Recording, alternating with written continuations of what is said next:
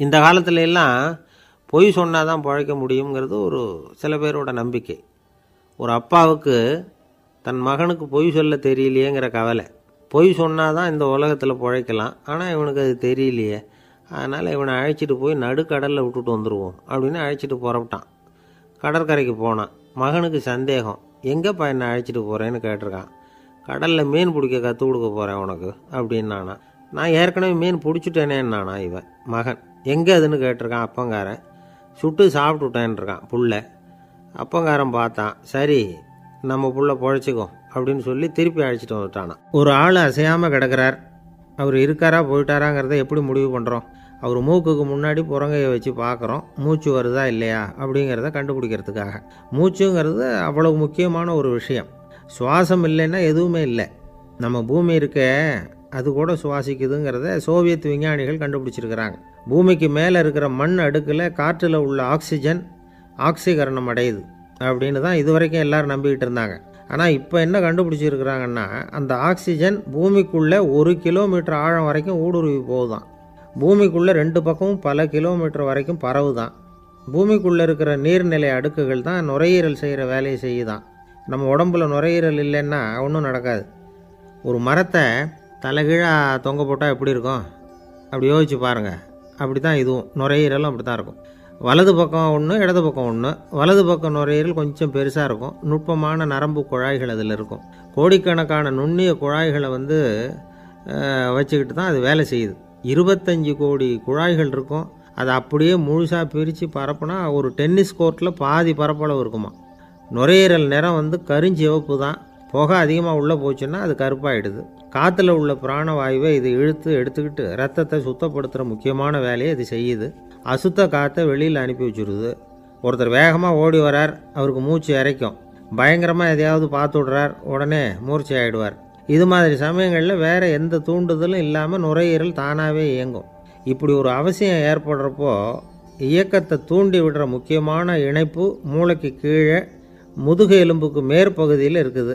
அது உடனே சுவாசத்துக்கு அவசர உதவியை கொடுக்குது. இப்போ ஒருத்தர் பேசாமல் உட்காந்துருக்கார். இந்த சமயத்தில் அவருக்கு 1 பங்கு காற்று தேவைப்படுதுன்னு வச்சுக்கோங்க. அவர் எழுந்திரிச்சு நடக்கும் பொழுது 1.5 மடங்கு தேவைப்படும். ஓடினார்னா 3 மடங்கு தேவைப்படும். படுத்துருக்கிறப்ப 1/2 மடங்கு தான் தேவைப்படும். இதுக்கு நிமிஷத்துக்கு 16 தடவை மூச்சு விட்டாகணும். இப்படி சாதாரணமாக உள்ளே இழுக்கிற காற்று கொஞ்சம்தான் இருந்தாலும் இது மாதிரி 8 மடங்கு காற்றை உள்ளே இழுத்து வச்சுக்கிற சாமர்த்தியம் நுரையீரலுக்கு இருக்குதான். தண்ணி, நுண்கிருமிகள், ரசாயன பொருள் இப்படி எது உள்ளே போனாலும் நுரையீரல் சமாளிச்சுக்கும். 30 வருஷமாக விடாத புகை பிடிக்கிறவர் தொடர்ந்து உள்ளே அனுப்பி வைக்கிற புகையை கூட சமாளிக்குதுன்னா பார்த்துங்களேன். உள்ளே போகிற புகை நுட்பமான சுவாச முடிச்சுகளை அழிச்சு விடுது. கறி புகை அது மேலே படிஞ்சு உபயோகம் இல்லாமல் பண்ணிவிடுது. ஆனாலும் தேவைக்கு அதிகமாக 8 மடங்கு கூடுதலாக சுவாச முடிச்சுகள் நம்ம உடம்புக்குள்ளே இருக்கிறதுனால சமாளிக்க முடியுது. சமாளிக்க முடியலன்னா சில சமயம் மூச்சு திணறும். அதை ஒரு எச்சரிக்கையாக எடுத்துக்கிட்டு புகை பிடிக்கிற பழக்கத்தை விட்டுடணும். அதுதான் நல்லது. ஆனால் அப்படி யார் விடுறது? இணை பிரியாத 2 நண்பர்கள் இருந்தாங்களாம். 2 பேரும் விடாமல் சிகரெட்டு குடிக்கிறவங்க. அதில் ஒருத்தன் செத்து போட்டான்.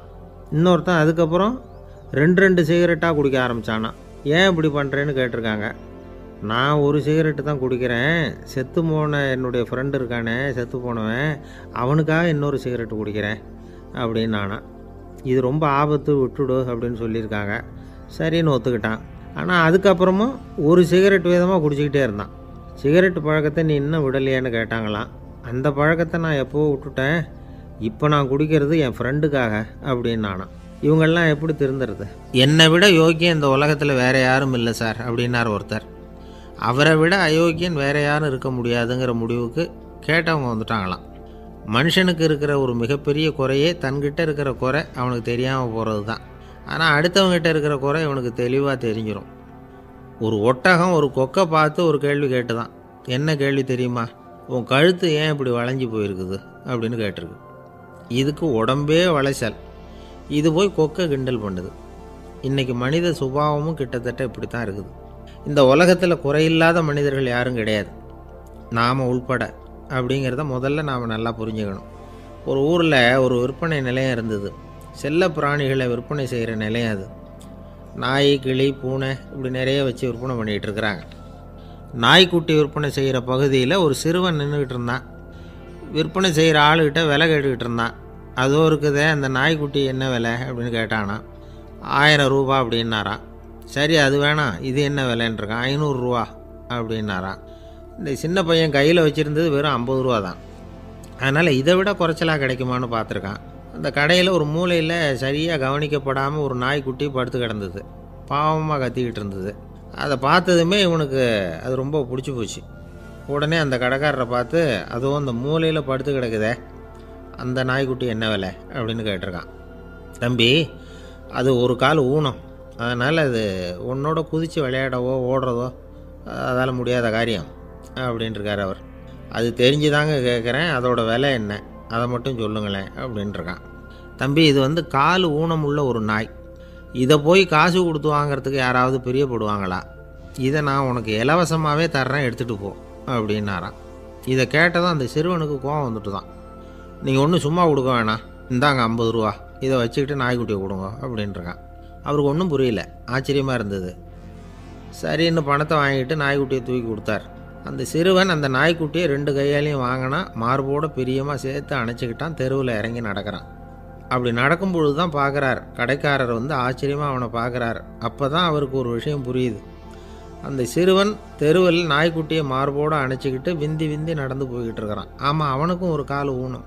இந்த நாய்க்குட்டியை யாருமே வாங்க மாட்டாங்கன்னு நினச்சிக்கிட்டு இருந்தார். குறையுள்ள அதுக்கும் ஒரு எஜமானன் கிடச்சிட்டான். அதனால் ஊனம் ஒரு குறை இல்லை அப்படிங்கிற உண்மையை அந்த கடைக்காரர் புரிஞ்சுக்கிட்டாராம். நம்மால் ஒருத்தர் கொஞ்சம் வயசானவர், எழுந்திரிச்சு சரியாக நடக்க முடியாது, சாய்வு நாற்காலியிலேயே எப்பவும் உட்காந்துருப்பார். அவர் தனக்கு துணையாக ஒரு நாயை பக்கத்தில் வச்சுருந்தார். அதுவும் ரொம்ப வயசான ஒரு நாய், எழுந்திரிக்கவே சிரமப்படும், நடக்கவும் முடியாது. அவர் பக்கத்துலேயே இதுவும் சோர்ந்து போய் படுத்து கிடக்கும். அந்த பெரியவரை பார்க்க வந்த ஒருத்தர் கேட்டார், ஏங்க, ஒரு சின்ன பையனை உங்களுக்கு துணையாக வச்சுக்கக்கூடாதா? இந்த நாயை உங்களுக்கு பாதுகாப்பாக வச்சுருக்கிறீங்களே, உங்களுக்கு ஒரு ஆபத்துன்னா இது எப்படி உங்களுக்கு உதவ முடியும் அப்படின்னார்.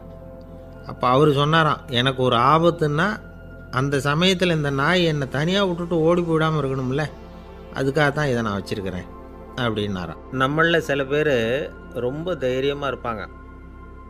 நாம் கூட சொல்கிறது உண்டு, அந்த ஆளுகிட்ட வர்றதுக்கு எமன் கூட பயப்படுவான் அப்படின்னு சொல்கிறது உண்டு. தைரியசாலிகளை நெருங்கிறதுக்கு யமன் பயப்படுவான் அப்படின்னு சொல்கிறது உண்மை தான். அது பொய் இல்லை. மன வலிமை இருக்குது பாருங்கள், அது மனுஷனை காப்பாற்றும். இது வந்து மருத்துவ ரீதியான உண்மை. உடல் கோளாறுகள் மன ஆரோக்கியத்தை பாதிக்கும். மன எழுச்சி, மன போராட்டம் இதெல்லாம் வந்து உடல் இயக்கத்தில் மாறுதலை உண்டாக்குது. சில வகையான நோய்களுக்கும் மனசுக்கும் இருக்கிற சம்பந்தம் என்னங்கிறத பற்றியெல்லாம் இப்போ ஆராய்ச்சி பண்ணுறாங்க. ஆஸ்மா, மூட்டு வலி, பெருங்குடல் அழற்சி, உயர் இரத்த அழுத்தம், சோரியாசிஸுங்கிற தோல் வியாதி, வயிற்று புண்ணு, இந்த தைராய்டு நச்சுத்தன்மை, இது மாதிரி நோய்களை உண்டாக்குறதுல மனசோட பங்கு என்னங்கிறத பற்றியெல்லாம் ஆய்வு பண்ணி பார்த்துருக்குறாங்க. எதுக்கு எடுத்தாலும் சோர்ந்து போகிறது, தோண்டு போகிறது, இப்படிப்பட்ட மனவாகு, அதோட யாரும் நமக்கு உதவ முடியாது அப்படிங்கிற மனோபாவம், கைவிடப்பட்ட மனநிலைமை, இதெல்லாம் வந்து நோயோட தீவிரத்தை ரொம்ப அதிகரிக்க செய்யுதான். இவங்கெல்லாம் அந்த கை கால் வலிக்குது, உடம்பு அசதியாக இருக்குது, தூக்கம் வரல, முதுகு வலிக்குது, உடம்பில் வந்து உணர்ச்சி குறையுது, கை கால் விரல்லாம் மரத்து போகுது, இப்படி ஏதாவது சொல்லிக்கிட்டு டாக்டர்களை தேடி வந்துக்கிட்டு இருப்பாங்க. நெஞ்சு வலி வந்து யாருக்கு வருது தெரியுமா? பதற்றம், போட்டி மனப்பான்மை, அளவுக்கு அதிகமான வேகம், துடிப்பு, பேராசை, இதுலேயும் கட்டுப்பாடு, நேரம் தவறாமை, அப்புறம் இதெல்லாம் வந்து உள்ள மனவாக உள்ளவங்க இருக்கிறாங்கல்ல, அவங்க பெரும்பாலும் நெஞ்சு வலிக்கு ஆளாயிடுறாங்களாம். ஃப்ரீட்மேன் அப்படிங்கிறவர் நிறைய ஆராய்ச்சியெல்லாம் பண்ணி பார்த்துட்டு இதை உறுதிப்படுத்தியிருக்கிறார். அவர் பண்ணின ஆராய்ச்சியில் என்னெல்லாம் தெரிய வந்தது தெரியுமா? பொறுப்பு அதிகம் உள்ளவங்களுக்கு கண்டிப்பாக இரத்த அழுத்தம் வரும், அதிகமாக இருக்குமா. அதே மாதிரி கண்டிப்பாக இருக்கிறாங்கல்ல, அவங்களுக்கும் இரத்த அழுத்தம் அதிகரிக்குமா. இரத்த அழுத்தம் தனக்கு அதிகமாக இருக்குங்கிறத தெரிஞ்சுக்கிட்டவங்க தலைவலி, மயக்கம், இந்த தலை சுத்தல், அசதி, இது மாதிரியான உணர்வுகளை வந்து அவங்களுக்கு வந்துடும், அந்த மாதிரி உணர்வு. ஆனால் உண்மை என்ன தெரியுமா? இதெல்லாம் வந்து இரத்த அழுத்தத்தினால இல்லை. இரத்த அழுத்தம் கட்டுப்பாட்டுக்குள்ளே இருந்தால் கூட இவங்க இப்படி நினைக்கிறாங்களாம். இதுக்கு காரணம் மனசு தான் அப்படிங்கிறார் அவர். சில பேர் எப்படி தெரியுமா? ஒருத்தர் வந்து மாரடைப்பால் இறந்து போனார் அப்படின்னு கேள்விப்பட்டால் போதும், இறந்து போகிறதுக்கு காரணம் இதயம்தான் அப்படிங்கிற பீதியால் இதய தளர்ச்சி அப்படிங்கிற மனநோயால் பாதிக்கப்படுறார். இவங்கெல்லாம் அடிக்கடி தங்களுடைய இதய பகுதியை தொட்டு பார்த்துக்குவாங்க, நாடியை பிடிச்சி பார்த்துக்குவாங்க. அடிக்கடி மூச்சை உள்ளுக்கு இழுத்து வெளியில் விட்டு வலி வருதா அப்படின்னு பார்த்துக்கிட்டு இருப்பாங்க. வேறு எங்கேயாவது வலிச்சா கூட நெஞ்சை வலிக்குதா அப்படின்னு பார்ப்பாங்க. நெஞ்சு வலிக்குதுன்னு கூட சில பேர் சொல்ல ஆரம்பிச்சிருவாங்க. ஆஸ்மாவுக்கும் மனசுக்கும் சம்பந்தம் உண்டு. தீர்வு காண முடியாத மன போராட்டங்கள் எல்லாத்துக்கும் அடுத்தவங்களையே சார்ந்து இருக்கிற மனநிலை, இதெல்லாம் ஆஸ்மாவினுடைய தீவிரத்தை அதிகப்படுத்திடும். பயம், இது எப்படின்னா என்ன நடக்குமோங்கிற பதற்ற நிலை, அப்புறம் இந்த பயம் இதெல்லாம் சுவாசித்தலை அதிகரிக்க செய்யுது இல்லையா? இதனால் இரத்தத்தின் காரத்தன்மை அதிகமாகி நோயின் தீவிரமும் அதிகமாகுது. மன போராட்டம், மனக்கவலை, மன இறுக்கம் இதெல்லாம் தோல் வியாதியை தூண்டி விடுதான். இது மாதிரி இன்னும் எவ்வளவோ இருக்குது. அதனால் இன்றைக்கி நமக்கு தேவை என்னென்னா மன வலிமை, மலர்ந்த முகம். இது ரெண்டும் இருந்துட்டுதுன்னா பலவிதமான நோய்கள் நம்மக்கிட்ட நெருங்கி வராது. டாக்டர், என்ன நெருங்காமல் இருக்கிறதுக்கு நான் ஒரு காரியம் பண்ணுறேன் அப்படின்னார் ஒருத்தர். அவர் என்ன அர்த்தத்தில் சொன்னார்னா, டாக்டர் அவரை நெருங்காமல் இருக்கிறதுக்கு அவர் ஒரு காரியம் பண்ணுறாராம். நண்பர்கிட்ட சொன்னார். நண்பர் கேட்டார், அது என்ன காரியம் பண்ணுற அப்படின்னு கேட்டார். தினம் ஒரு ஆப்பிள் பழம் சாப்பிட்றேன்னார் அவர். ஏன்னா ஆங்கிலத்தில் ஒரு பழமொழி சொல்லுவாங்கள்ல, an apple a day keeps doctor away அப்படிம்பாங்க. ஒரு ஆப்பிள் பழம் சாப்பிட்டா டாக்டர் விலகியே இருப்பார், டாக்டர்கிட்ட போக வேண்டிய அவசியம் இருக்காது அப்படிங்கிறதுக்காக அந்த பழமொழி சொல்கிறது. என்ன, நான் யாருமே நெருங்காமல் இருக்கிறதுக்கு நான் ஒரு காரியம் பண்ணுறேன்னார் இன்னொருத்தர். டாக்டர் நெருங்காமல் இருக்கிறதுக்கு ஆப்பிள் பழம் சாப்பிட்றேன்னார் அவர். என்னை யாருமே நெருங்காமல் இருக்கிறதுக்கு நான் ஒரு காரியம் பண்ணுறேன்னார் இன்னொருத்தர். அது என்னன்னு கேட்டோம். தினம் ஒரு பூண்டு சாப்பிட்றேன்னார்.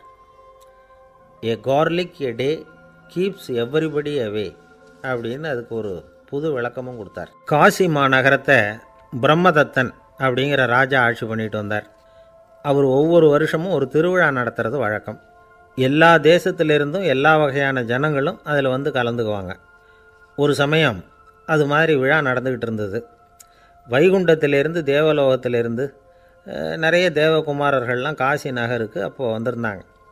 அதில் முக்கியமாக ஒரு 4 தேவகுமாரர்கள். அந்த 4 பேரையும் சுற்றி ஏகப்பட்ட கூட்டம். அப்படி என்ன விசேஷம் அவங்கக்கிட்ட அப்படின்னா, மற்றவங்களை விட அவங்க முகம் அழகாக இருந்ததா அப்படி பார்த்தா அப்படியும் இல்லை. அவங்க அணிஞ்சிருந்த மலர் மாலைகள் தான் அதுக்கு காரணமாக. அந்த மலர்கள்லேருந்து அப்படி ஒரு அபூர்வமான நறுமணம். இதுக்கு முன்னாடி இப்படி ஒரு நறுமணத்தை அந்த ஊர் ஜனங்க அனுபவிச்சதே இல்லை. அதுதான் அந்த 4 பேரையும் சுற்றி கூட்டம். எல்லோரும் கேள்வி கேட்க ஆரம்பித்தாங்க. உடனே அந்த 4 தேவகுமாரர்களும் எல்லாருக்கும் தெரியும்படியாக வானத்தில் எழும்பி கொஞ்சம் உயரமாக நின்றுக்கிட்டாங்க. கீழே நின்றுக்கிட்டு இருந்த அரசன்லேருந்து ஆண்டி வரைக்கும் ஒருத்தர் பாக்கி இல்லாமல் ஒரே குரலில் எல்லாரும் அவங்கள பார்த்து, எங்களுக்கும் இது மாதிரி மாலையை போட்டுக்கணும்னு ஆசையாக இருக்குது, அதுக்கு நீங்கள் தான் அருள் பண்ணணும் அப்படின்னு கேட்டுக்கிட்டாங்க. மாலை போட்டுக்கிறதுனா எல்லாருக்கும் ஆசையாக தானே இருக்கும். அந்த 4 தேவகுமாரர்களில் ஒருத்தர் புத்தர் பிரான். அவர் சொன்னார், பூலோகவாசிகளே, நான் சொல்கிறத கொஞ்சம் பொறுமையாக கேளுங்க. கக்காரு அப்படிங்கிற கற்பக விருட்சத்தின் மலர்களால் தொடுக்கப்பட்டது இந்த மாலை. இதுக்கு நிறைய சக்தி உண்டு. எந்த காலமும் இது வாடாது, வாசனையும் குறையாது. ஆனால் இதை அணிந்து கொள்கிறதுக்கு சில தகுதிகள் தேவை அப்படின்னார்.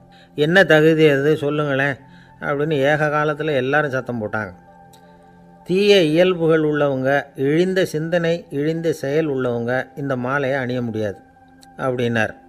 அவ்வளோதான். கூட்டத்தில் சத்தம் போட்டவங்கள்லாம் மெதுவாக அப்படி அடங்க ஆரம்பிச்சிட்டாங்க. இன்னொரு தேவகுமாரன் சொன்னார், அடுத்தவங்க பொருளை அபகரிக்காதவன், அடுத்தவங்களுக்கு கெடுதல் பண்ணக்கூடிய பொய் பேசாதவன், பேராசையினால் கெட்ட வழியில் பொருள் ஈட்ட நினைக்காதவன் இந்த மாலையை போட்டுக்கலாம் அப்படின்னார். கூட்டத்திலேருந்து யாரும் முன்னுக்கு வரல. ஒரே ஒரு ராஜகுரு மட்டும் கொஞ்சம் முன்னாடி வந்தார். பெரியவர், படித்தவர். அவர், எனக்கு தகுதி இருக்குது அந்த மாலையை போட்டுக்கிறதுக்கு அப்படின்னார். வேறு ஒன்றும் இல்லை, பொய் சொல்லியாவது அந்த மாலையை வாங்கிக்குவோமே அப்படின்னு முடிவு பண்ணிட்டார் அவர். அவ்வளோதான், மாலையை வாங்கிட்டார். அடுத்த தேவகுமாரன் பேசினார். யாருக்கு திடமான அறிவும் மனமும் இருக்குதோ, யாருக்கு நல்ல காரியங்களில் அசையாத ஈடுபாடு இருக்குதோ, நல்ல அரிய பொருள்களை தனியாக தான் மட்டும் அனுபவிக்க விரும்பாதவர் யாரோ அவர் முன்னாடி இந்த மாலையை வாங்கிக்கலாம் அப்படின்னார். அந்த தகுதியும் எனக்கு இருக்குன்னார் ராஜகுரு. மாலையை வாங்கி போட்டுக்கிட்டார். இன்னொரு ராஜகுமாரன் பேச ஆரம்பித்தார். அறநெறியில் செல்வம் சேர்க்கணும், ஆடம்பர பொருள்களுக்கு அடிமையாகக்கூடாது, வெற்றி அடைஞ்சாலும் கர்வம் வரக்கூடாது, அப்படிப்பட்டவங்க இந்த மாலையை போட்டுக்கலாம்னார். துணிஞ்சு பொய் சொல்லி அதையும் வாங்கி கழுத்தில் போட்டுக்கிட்டார் இந்த ராஜகுரு. இன்னொரு ராஜகுமாரன் சொன்னார், சான்றோர்களை நிந்திக்காதவங்க, புறம் பேசாதவங்க இந்த மாலையை போட்டுக்கலாம்னார். அதையும் வாங்கி போட்டுக்கிட்டார். திருவிழா முடிஞ்சுது, எல்லோரும் திரும்பி போயிட்டாங்க. மறுநாள் ராஜகுரு 4 மாலைகளையும் போட்டுக்கிட்டு ராஜசபைக்கு வரார். வந்தவர் ரொம்ப அவஸ்தையோடு வர்றார். மாலையெல்லாம் வாடி போயிட்டுது, வாசனை எதுவும் கிடையாது. அது மட்டும் இல்லை, அவருக்கு கடுமையான தலைவலி வேறு வந்துட்டுது. துடிச்சு போயிட்டார். மாலையை கழட்டவும் முடியல. ஜனங்கள்லாம் அவரை பார்த்து சிரிக்க ஆரம்பிச்சிட்டாங்க. என்னத்துக்கு ஆசைப்படணும், ஏன் இப்படி கஷ்டப்படணும் அப்படின்னு. ராஜா பார்த்தார். மறுபடியும் விழாவுக்கு ஏற்பாடு பண்ணினார். தேவகுமாரர்கள்லாம் வந்தாங்க. ராஜகுரு வந்தார். மக்கள் முன்னிலையில் அவங்க காலில் விழுந்தார், மன்னிப்பு கேட்டுக்கிட்டார். இந்த மாலையை போட்டுக்கிற தகுதி எனக்கு இல்லை. தகுதி இல்லாத ஒருத்தன் தகாத தகுதியை பொய் மூலம் பெறணும்னு ஆசைப்படுறாங்களே, அவங்களுக்கெல்லாம் என்னுடைய தண்டனை ஒரு எச்சரிக்கையாக இருக்கட்டும்னார். அதுக்கப்புறம் தேவகுமாரர்கள் அவர் கழுத்தில் இருக்கிற மாலையை கழட்டினாங்களாம். அந்த மாலைகளும் பழையபடி மனம் கொடுக்க ஆரம்பிச்சுட்டு தான். இதுலேருந்து நாம் தெரிஞ்சுக்க வேண்டியது என்னென்னா, நமக்கு தகுதி இல்லாத ஒரு கௌரவம் நம்மக்கிட்ட தானாக வந்தால் கூட அதை தவிர்த்து விடுறது தான் நல்லது. அதுதான் புத்திசாலித்தனம். ஒருத்தர் வந்தார். சார், எங்கள் இலக்கிய மன்ற விழாவுக்கு நீங்கள் தலைமை தாங்கணும்னார். உடனே இவர் சொன்னார், பேச்சாளர், சார், இலக்கியத்தை பற்றி பேசுகிற தகுதி எனக்கு இல்லையே அப்படின்னார். உடனே அவர் கூப்பிட வந்தவர் சொன்னார், அந்த தகுதி உங்களுக்கு இல்லைங்கிறது எங்களுக்கும் தெரியும் சார், அதனால தான் உங்களை தலைமை தாங்க கூப்பிட்றேன் அப்படின்னார். அது சரி, தலைமைன்னா அதுக்கு இவர் என்ன தான் அர்த்தம் பண்ணுறாருன்னு தெரியல. ஒரே ஒரு ஊரில் ஒரு ராஜா இருந்தார். அவர் பேரில் மக்களுக்கு ரொம்ப மரியாதை. அவ்வளவு நல்லா ஆட்சி புரிஞ்சுக்கிட்டு வந்தார். அவருக்கு வயசாகிட்டுது. அதனால் ஒரு நாள் அமைச்சரை கூப்பிட்டார். இதை பாருங்கள், எனக்கு வயசாகிட்டுது, அதனால் இந்த அரச பொறுப்பையெல்லாம் நீங்கள் ஏற்றுக்குங்க அப்படின்னார். அதுக்கப்புறம் ராணியை கூப்பிட்டார். வா, நாம் இனிமேல் இங்கே இருக்க வேணாம், காட்டுக்கு போய் தவம் பண்ணலாம் அப்படின்னு கூப்பிட்டார். இந்த செய்தி மக்களுக்கு அறிவிக்கப்பட்டது. மக்கள் உடனே கூட்டம் கூட்டமாக அரண்மனைக்கு வர ஆரம்பிச்சிட்டாங்க. மன்னரை போய் பார்க்குறாங்க. அரசே, தாங்கள் எங்களுக்கு தந்தை மாதிரி. நீங்கள் காட்டுக்கு போயிட்டால் நாங்கள்லாம் இங்கே எப்படி இருக்க முடியும்? எங்களுக்கெல்லாம் எந்த துன்பமும் இல்லாமல் பார்த்துக்கிட்டு வர்றீங்க. இது மாதிரியான ஒரு அரசாட்சி இல்லைன்னா மக்கள் வாழ்ந்து என்ன பயன் அப்படின்னாங்க. இருந்தாலும் என்ன பண்ணுறது, வயசாகிட்ட காரணத்தினால இந்த முடிவுக்கு வர வேண்டியிருக்குது அப்படின்னாராம் ராஜா. அப்படின்னா நீங்கள் காட்டுக்கு போக வேணாம், நாங்கள் போகிறோம். நாங்கள் அங்கே போய் தவம் பண்ணுறோம், வழிபாடு பண்ணுறோம். கடவுள் வருவார், அவர்கிட்ட வரம் வாங்கிட்டு வந்துடுறோம் அப்படின்னாங்களாம். அப்படி சொல்லிவிட்டு உடனே எல்லோரும் காட்டுக்கு போனாங்க. நாட்டு மக்கள் எல்லாரும் ஒட்டு மொத்தமாக காட்டில் உட்காந்துக்கிட்டு தவம் பண்ணுறதை பார்த்தார் கடவுள். உடனே புறப்பட்டு வந்தார். எல்லோரும் இப்படி உட்காந்துருக்குறீங்களே, என்ன வேணும் உங்களுக்கு அப்படின்னு கேட்டார். உடனே மக்கள் எல்லாரும் ஒரு குரலில் சொன்னாங்க, சுவாமி, எங்கள் மன்னன் ரொம்ப நாளைக்கு நல்லபடியாக இருக்கணும். அவர் மகிழ்ச்சியாகவும் உடல் நலத்தோடும் இருந்தால் தான் நாங்கள் அமைதியாக வாழ முடியும் அப்படின்னாங்க. சரி, அதுக்கு என்ன செய்யணும் அப்படின்னார் ஆண்டவன். எங்கள் மன்னருக்கு இன்னும் ஒரு 100 வருஷம் ஆயுளை கொடுங்க அப்படின்னாங்க. அவ்வளவு தானே, சரி அப்படியே ஆகட்டும் அப்படின்னு சொல்லிவிட்டு ஆண்டவன் போயிட்டார். மக்கள் மகிழ்ச்சியோடு திரும்பி வந்தாங்க. மன்னா, கடவுள் வரம் கொடுத்துட்டார், நீங்கள் 100 வருஷம் வாழ போகிறீங்க அப்படின்னாங்க.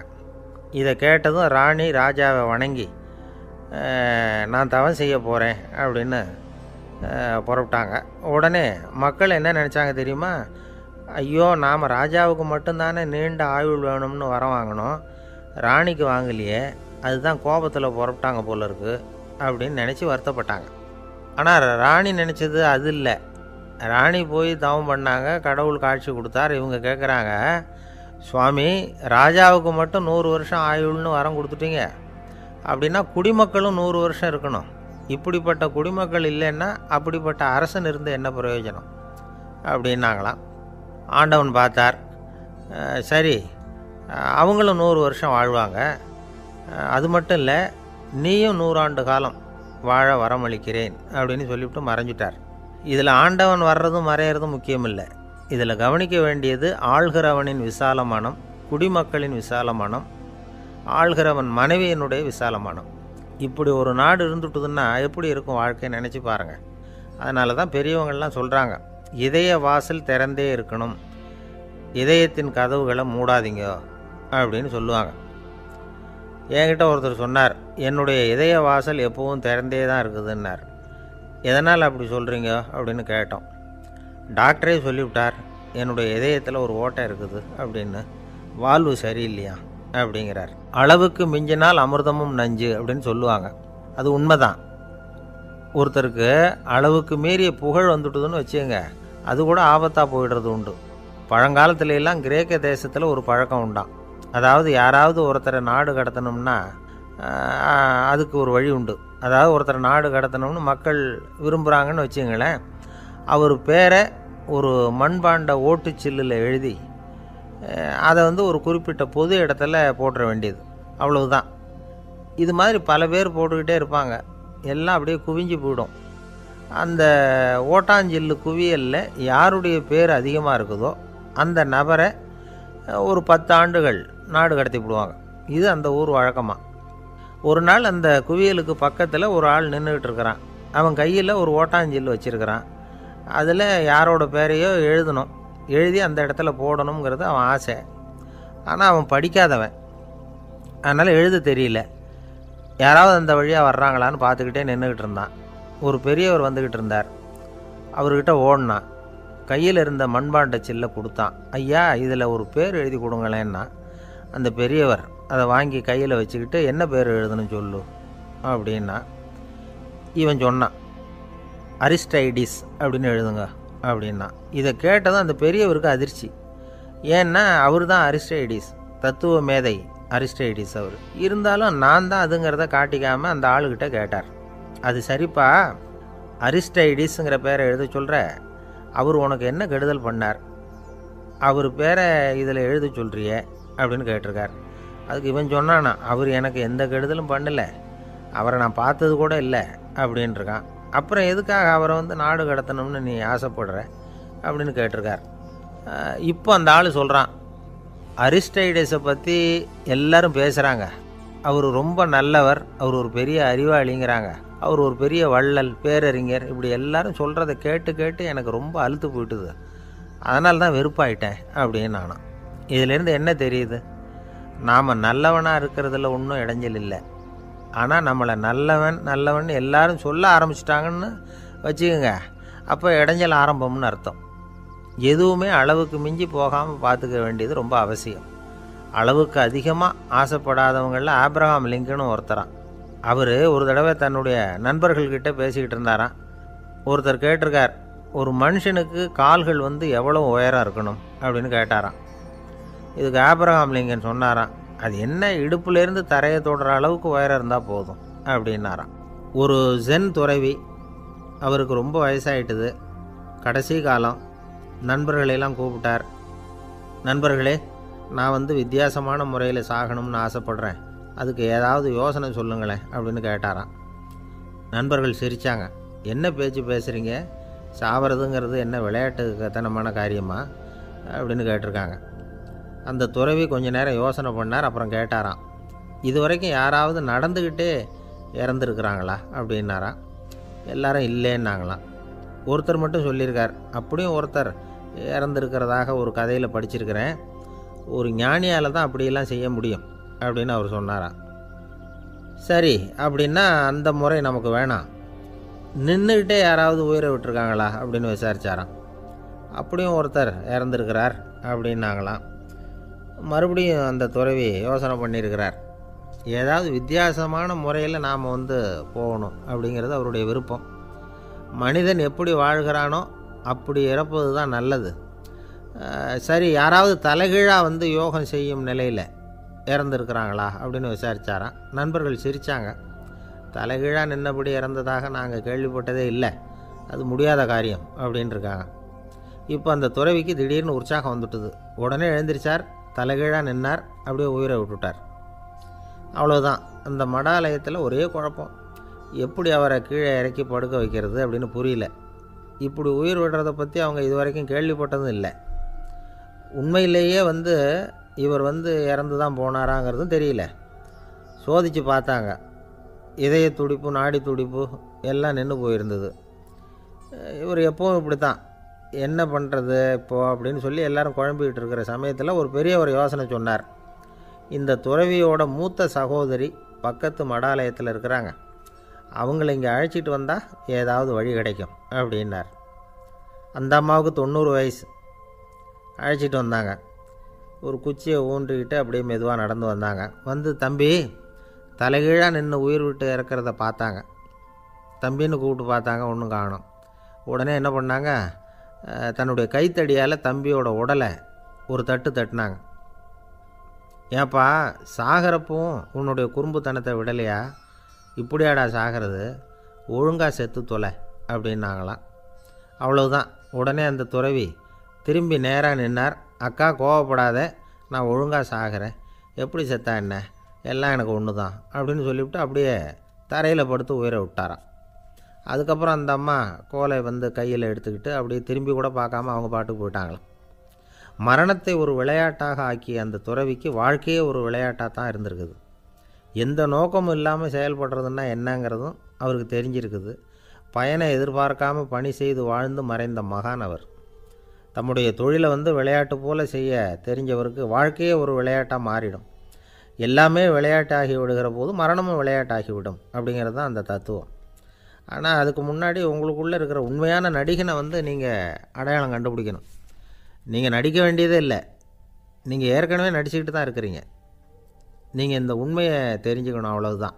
இதுதான் ஞானிகளுடைய கருத்து. நீங்கள் தெருவில் நடந்து போயிட்டுருக்கிறீங்க, எதிரில் வர்றவர் உங்களை பார்த்து எப்படி இருக்கிறீங்கன்னு கேட்குறார். நல்லா இருக்கிறேங்கிறீங்க. உண்மையிலேயே நாம் நல்லா இருக்க மாட்டோம், ஏதாவது உடம்புல கோளாறு இருக்கும். ஆனால் அப்படி சொல்லுவோம் நல்லா இருக்கிறேன் அப்படின்னு. அது நடிப்பு தானே. உங்களை சந்தித்ததில் ரொம்ப மகிழ்ச்சி அப்படின்னு சொல்கிறோம். உடனே கொஞ்சம் நிதானமாக யோசித்து பாருங்கள், உண்மையிலேயே உங்கள் மனசு மகிழ்ச்சி அடைஞ்சுட்டுதா? அது நடிப்பு தானே. வாழ்க்கையை சரியாக புரிஞ்சுக்கிட்டால் எல்லாமே நடிப்புங்கிறது புரியும். கல்யாண பத்திரிக்கை அனுப்பியிருந்தேனே, ஏன்டா வரலன்னு கேட்டான் ஒருத்தன். வந்திருந்தேனே அப்படின்னானா இவன். டேய் ஏன்டா போய் சொல்கிற, நான் பத்திரிக்கையே உனக்கு அனுப்பலையே அப்படின்ட்டுருக்கான் அவன். அதுக்கு இவன் சொன்னானா, பத்திரிக்கை அனுப்புனேன்னு நீ போய் சொல்கிறப்போ கல்யாணத்துக்கு வந்தேன்னு நான் போய் சொல்லக்கூடாதா அப்படின்னானா. ஒரு பெரிய பியானோ கலைஞர் வியன்னாவில் இருந்தார். ரொம்ப புகழ்பெற்ற இசை கலைஞர் அவர். இங்கிலாந்து மகாராணி விக்டோரியா அவருடைய சங்கீதத்தை கேட்கணும்னு ஆசைப்பட்டாங்க. அவரை அரண்மனைக்கு கூப்பிட்டாங்களாம். பியானோ வாசிக்க சொல்லி கேட்டாங்களாம். இவரும் ரொம்ப பிரமாதமாக வாசித்து காட்டியிருக்கார். உடனே பாராட்டி பரிசுகள்லாம் கொடுத்து அனுப்புனாங்களாம். அந்த இசையை கேட்குறதுல அரசிக்கு ரொம்பவும் ஆர்வம் உண்டு. அதனால் அதுக்கப்புறமும் அந்த கலைஞர் அடிக்கடி அரண்மனைக்கு வர வேண்டிய அவசியம் ஏற்பட்டது. ஏன்னா அரசி கூப்பிட ஆரம்பித்தாங்க. இவர் போகணும், அங்கே இசை நிகழ்ச்சி நடத்தணும். இவர் அங்கே பாடி வாசிக்கிறது உண்டு. ஒரு தடவை வந்து மகாராணி அவரை பார்த்து உங்கள் நாட்டு தேசிய கீதம் பாடுங்களேன் அப்படின்னு கேட்டாங்களாம். உடனே அவர் தன்னுடைய நாடான ஆஸ்திரியாவின் தேசிய கீதத்தை பாடியிருக்கிறார். அவர் பாட ஆரம்பித்த உடனே மகாராணி எழுந்திரிச்சு நின்னாங்களாம். அதுக்கு மரியாதை செலுத்துகிற நோக்கத்தோடு பாட்டு முடிகிற வரைக்கும் அப்படியே நின்றுக்கிட்டு இருந்தாங்களாம். இதுதான் அந்த அரசியினுடைய பெருந்தன்மை. அதாவது நாட்டுப்பற்றுங்கிறது அந்த அளவுக்கு அப்படி இருக்கணும். இப்படி ஒரு அரசியே நம்ம நாட்டு தேசிய கீதத்துக்கு எழுந்திரிச்சு நின்று மரியாதை செலுத்துகிறாங்க அப்படிங்கிறத புரிஞ்சிக்கும் பொழுது அந்த முதிய கலைஞரின் மகிழ்ச்சிக்கு அளவே இல்லையாம். அதுக்கப்புறம் அந்த பியானோ கலைஞர் ஒரு நாள் தன்னுடைய நண்பர் ஒருத்தர்கிட்ட பேசிக்கிட்டு இருந்தாராம். அப்போ சொன்னாராம், மகாராணியார் வந்து எனக்கு எவ்வளவோ பரிசுகள்லாம் கொடுத்துருக்குறாங்க. ஒரு தடவை எனக்கு வைரக்கல் பதித்த அணி ஒன்றை கூட பரிசாக கொடுத்தாங்க. ஆனால் அதை விட உயர்ந்த விலை மதிக்க முடியாத அணி என்ன தெரியுமா, நான் என்னுடைய நாட்டு தேசிய கீதத்தை நான் பாடுறப்போ அவங்க எழுந்திரிச்சு நின்று மரியாதை செலுத்தினாங்களே, அதுதான் எனக்கு கிடைச்ச மிகப்பெரிய பரிசு அப்படின்னாராம். எனக்கு தெரிஞ்ச சங்கீத வித்வான் ஒருத்தர் இருக்கார். சமீபத்தில் ஒரு நாள் அவரை பார்த்தேன். எப்படி போயிட்டுருக்கு உங்கள் தொழில் அப்படின்னு கேட்டேன். ரொம்பவும் வித்தியாசமாக போயிட்டுருக்குங்க அப்படின்னார். என்ன சொல்கிறீங்க அப்படின்னேன். முன்னாடியெல்லாம் நான் பாடினா எதிரில் இருக்கிறவங்க தான் எழுந்திரிச்சு போயிட்டு இருந்தாங்க. இப்போ எப்படின்னா நான் பாட ஆரம்பிச்சுட்டா உடனே பக்கவாத்தியக்காரனே எழுந்திரிச்சு போயிடுறான் அப்படின்னார் ரொம்ப வேதனையோட. பொங்கல் திருநாள், பொங்கல் திருநாள்னால் இது ஏதோ அறுவடை திருநாள் அப்படின்னு சொல்லுவோம். அதாவது வருஷம் பூரா நாம் பாடுபட்டு அதனுடைய பலனை அனுபவிக்கிற நாள் அப்படிங்கிறது நாம் சொல்லிகிட்டு இருக்கிறது. இது முக்கியமாக இது வந்து ஒரு நன்றி அறிவிப்பு நாள் அப்படின்னு சொல்லுவாங்க. இன்றைக்கி வந்து நிறைய நன்றி அறிவிப்பு கூட்டம்லாம் நடந்துக்கிட்டு இருக்குல்ல, அது மாதிரி விவசாயிகள் நடத்துகிற ஒரு நன்றி அறிவிப்பு விழா இது. யாருக்கு நன்றி சொல்கிறாங்கன்னா ஆதவனுக்கு. அதாவது சூரியன் இல்லைன்னா விவசாயம் இல்லை. அதனால் ஆதவனுக்கு நன்றி செலுத்துகிற நாளாக இந்த பொங்கல் திருநாளை நாம் கொண்டாடுறோம். அதாவது இந்த பொங்கலில் வந்து விவசாயிகள்கிட்டேருந்து நிறைய பண்புகளை நாம் தெரிஞ்சுக்க வேண்டிய நாள் இது. விவசாயிகள் வந்து அவங்க விவசாயம் முன்னேறி இருக்கிற அளவுக்கு விவசாயிகளுடைய வாழ்க்கை தரம் முன்னேறலை. அந்த அளவுக்கு அவர்கள் வந்து நாட்டுக்காக உழைச்சிக்கிட்டு இருக்கிறாங்க. அந்த காலத்திலே அதை பற்றி ஒரு கதை சொல்கிறது உண்டு. ஒரு வயசான ஆள் நிலத்தில் ஏறு உழுதுகிட்டு இருந்தாராம். கிழிஞ்சு போன ஒரு சின்ன துண்டை தான் இடுப்பில் கட்டியிருந்தாராம். தலையில் ஒரு கந்தலை சுற்றி இருந்தார். உடம்பு பூரா சேரு, ரொம்ப ஏழை. ஏறு ஓட்டிகிட்டு இருக்கிறவர் வேறு எப்படி இருப்பார்? இருந்தாலும் அந்த ஆள் ரொம்ப ஜாலியாக பாட்டு பாடிக்கிட்டே ஏறு உழுதுகிட்டு இருந்தாராம். உடம்புல தான் அவர் ஏழையை தவிர மனசில் ஒரு ஏழையாக தெரியல. அந்த சமயத்தில் அந்த நாட்டு ராஜா அந்த பக்கமாக குதிரை மேலே வந்தாராம். வேட்டைக்கு போயிட்டு பரிவாரங்களோடு திரும்பி வந்துக்கிட்டு இருக்கிறார். ரொம்ப செல்வ செழிப்பில் இருக்கிற ராஜா அவர் இந்த வயசான விவசாயியை பார்த்துருக்கார். இந்த ஆள் ரொம்பவும் ஏழைங்கிறது அவர் பார்த்தாவே பளிச்சுன்னு தெரியுது. கட்டிக்கிறதுக்கு நல்ல துணி இல்லை, உடம்போ இழைச்சி போயிருக்குது, வயிறு முதுகில் போய் ஒட்டிக்கிட்டு இருக்கு, கண்ணு குழி விழுந்து போயிருக்குது. ஆனாலும் முகத்தை பார்த்தா சந்தோஷமாக இருக்கிற மாதிரி இருக்குது. இவ்வளோ உற்சாகமாக பாடிக்கிட்டு இருக்கிறாரே அப்படின்னு ஆச்சரியமாக நினச்சி பார்த்தார் அந்த ராஜா. சரி, அவர்கிட்ட கொஞ்சம் பேச்சு கொடுத்து பார்க்கலாம் அப்படின்னு முடிவு பண்ணார். ஐயா பெரியவரே, இப்படி கொஞ்சம் வர முடியுமான்னாராம். பொழுது போகிறதுக்குள்ளே நான் இந்த வயல் பூரா உழவு ஓட்டி ஆகணும், அதனால் பேசுகிறதுக்கு நேரம் இல்லை அப்படின்னாராம் அந்த பெரியவர். என்ன அவ்வளவு அவசரமாக? மீதி இருந்தால் நாளைக்கு உழுதக்கூடாதா? அது சரி, உனக்கு எத்தனை ஏக்கர் நிலம் இருக்குது அப்படின்னு விசாரிச்சிருக்கார் ராஜா. எனக்குன்னு சொந்தமாக உள்ளங்கை அளவு கூட நிலம் கிடையாது. இது எங்கள் முதலாளியோட நிலம். இதை பூராவும் உழுது முடித்தா தான் அவர் கூலி கொடுப்பார். நான் கூலிக்கு உழுதுகிட்டு இருக்கிறேன். உங்ககிட்ட பேசிக்கிட்டு இருந்தால் அவருக்கு துரோகம் பண்ணது மாதிரி ஆகிடும் அப்படின்னாராம். ராஜா குதிரையை விட்டு கீழே இறங்கினார். வரப்பில் நடந்து அந்த பெரியவர்கிட்டே போனாராம். சரி, ஒரு நாள் பூரா உழுதா உனக்கு எவ்வளவு கூலின்னு கேட்டிருக்கார். 8 அணா கூலி கிடைக்கும்னாராம் அவர். இது ரொம்ப காலத்துக்கு முன்னாடி நடந்த ஒரு சம்பவங்கிறதுனால அப்போ 8 அணா கூலிங்கிறது ரொம்ப பெருசு. இருந்தாலும் அதுவும் அந்த ராஜாவுக்கு பெரிய கூலியாக தெரியல. இவ்வளவு தானா, இதை வச்சுக்கிட்டு நீ எப்படி காலம் தள்ளுற அப்படின்னாராம். ஒன்றும் கவலை இல்லை அப்படின்னாராம் அவர். ராஜாவுக்கு ரொம்ப ஆச்சரியமாக போச்சு. 8 அணா கூலி வாங்குகிற இந்த ஆள் கவலை இல்லாமல் இருக்கிறார், ஏராளமான வசதியோடு இருக்கிறன்னா கவலை இல்லாமல் வாழ முடியலையே அப்படின்னு நினச்சி பார்த்துருக்கார். அது சரி, 8 அணாவில் எப்படி குடும்பம் நடத்துகிற அப்படின்னு கேட்டாராம். எனக்கு கிடைக்கிற 8 அணாவில் 2 அணா குடும்பத்துக்கு செலவழிக்கிறேன், 2 அணா பழைய கடனுக்கு கொடுக்குறேன், 2 அணா வந்து தர்மம் செய்கிறேன், 2 அணா வட்டிக்கு கொடுக்குறேன், ஒரு குறையும் இல்லைன்னாராம். ராஜாவுக்கு ஒன்றும் புரியல. எனக்கு ஒன்றும் புரியலேன்னு இருக்கார். ஐயா, எனக்கும் என் மனைவிக்கும் 2 அணா செலவாகுது. வயசான அம்மா அப்பா இருக்கிறாங்க, சின்ன வயசில் என்னை காப்பாற்றினவங்க அவங்க. அந்த கடனுக்கு 2 அணா செலவாகுது, அது பழைய கடன். என் தங்கச்சி ஒருத்தி ஆதரவு இல்லாத நிலைமையில் தன்னுடைய மகனோட என் வீட்டில் வந்து இருக்கிறா. அவளுக்கும் அவள் மகனுக்கும் 2 அணா செலவு பண்ணுறேன், அது தர்மம். எனக்கு 2 பிள்ளைங்க இருக்கிறாங்க, அவங்களுக்கு 2 அணா செலவு பண்ணுறேன், அது வட்டிக்கு கொடுக்கறது மாதிரி. பிற்காலத்தில் அவங்க எங்களை காப்பாற்றுவாங்க. அந்த வகையில் நான் திருப்தியோடு வாழ்ந்துக்கிட்டு இருக்கிறேன் அப்படின்னாராம். ராஜாவுக்கு அர்த்தம் புரிய ஆரம்பிச்சுதான்.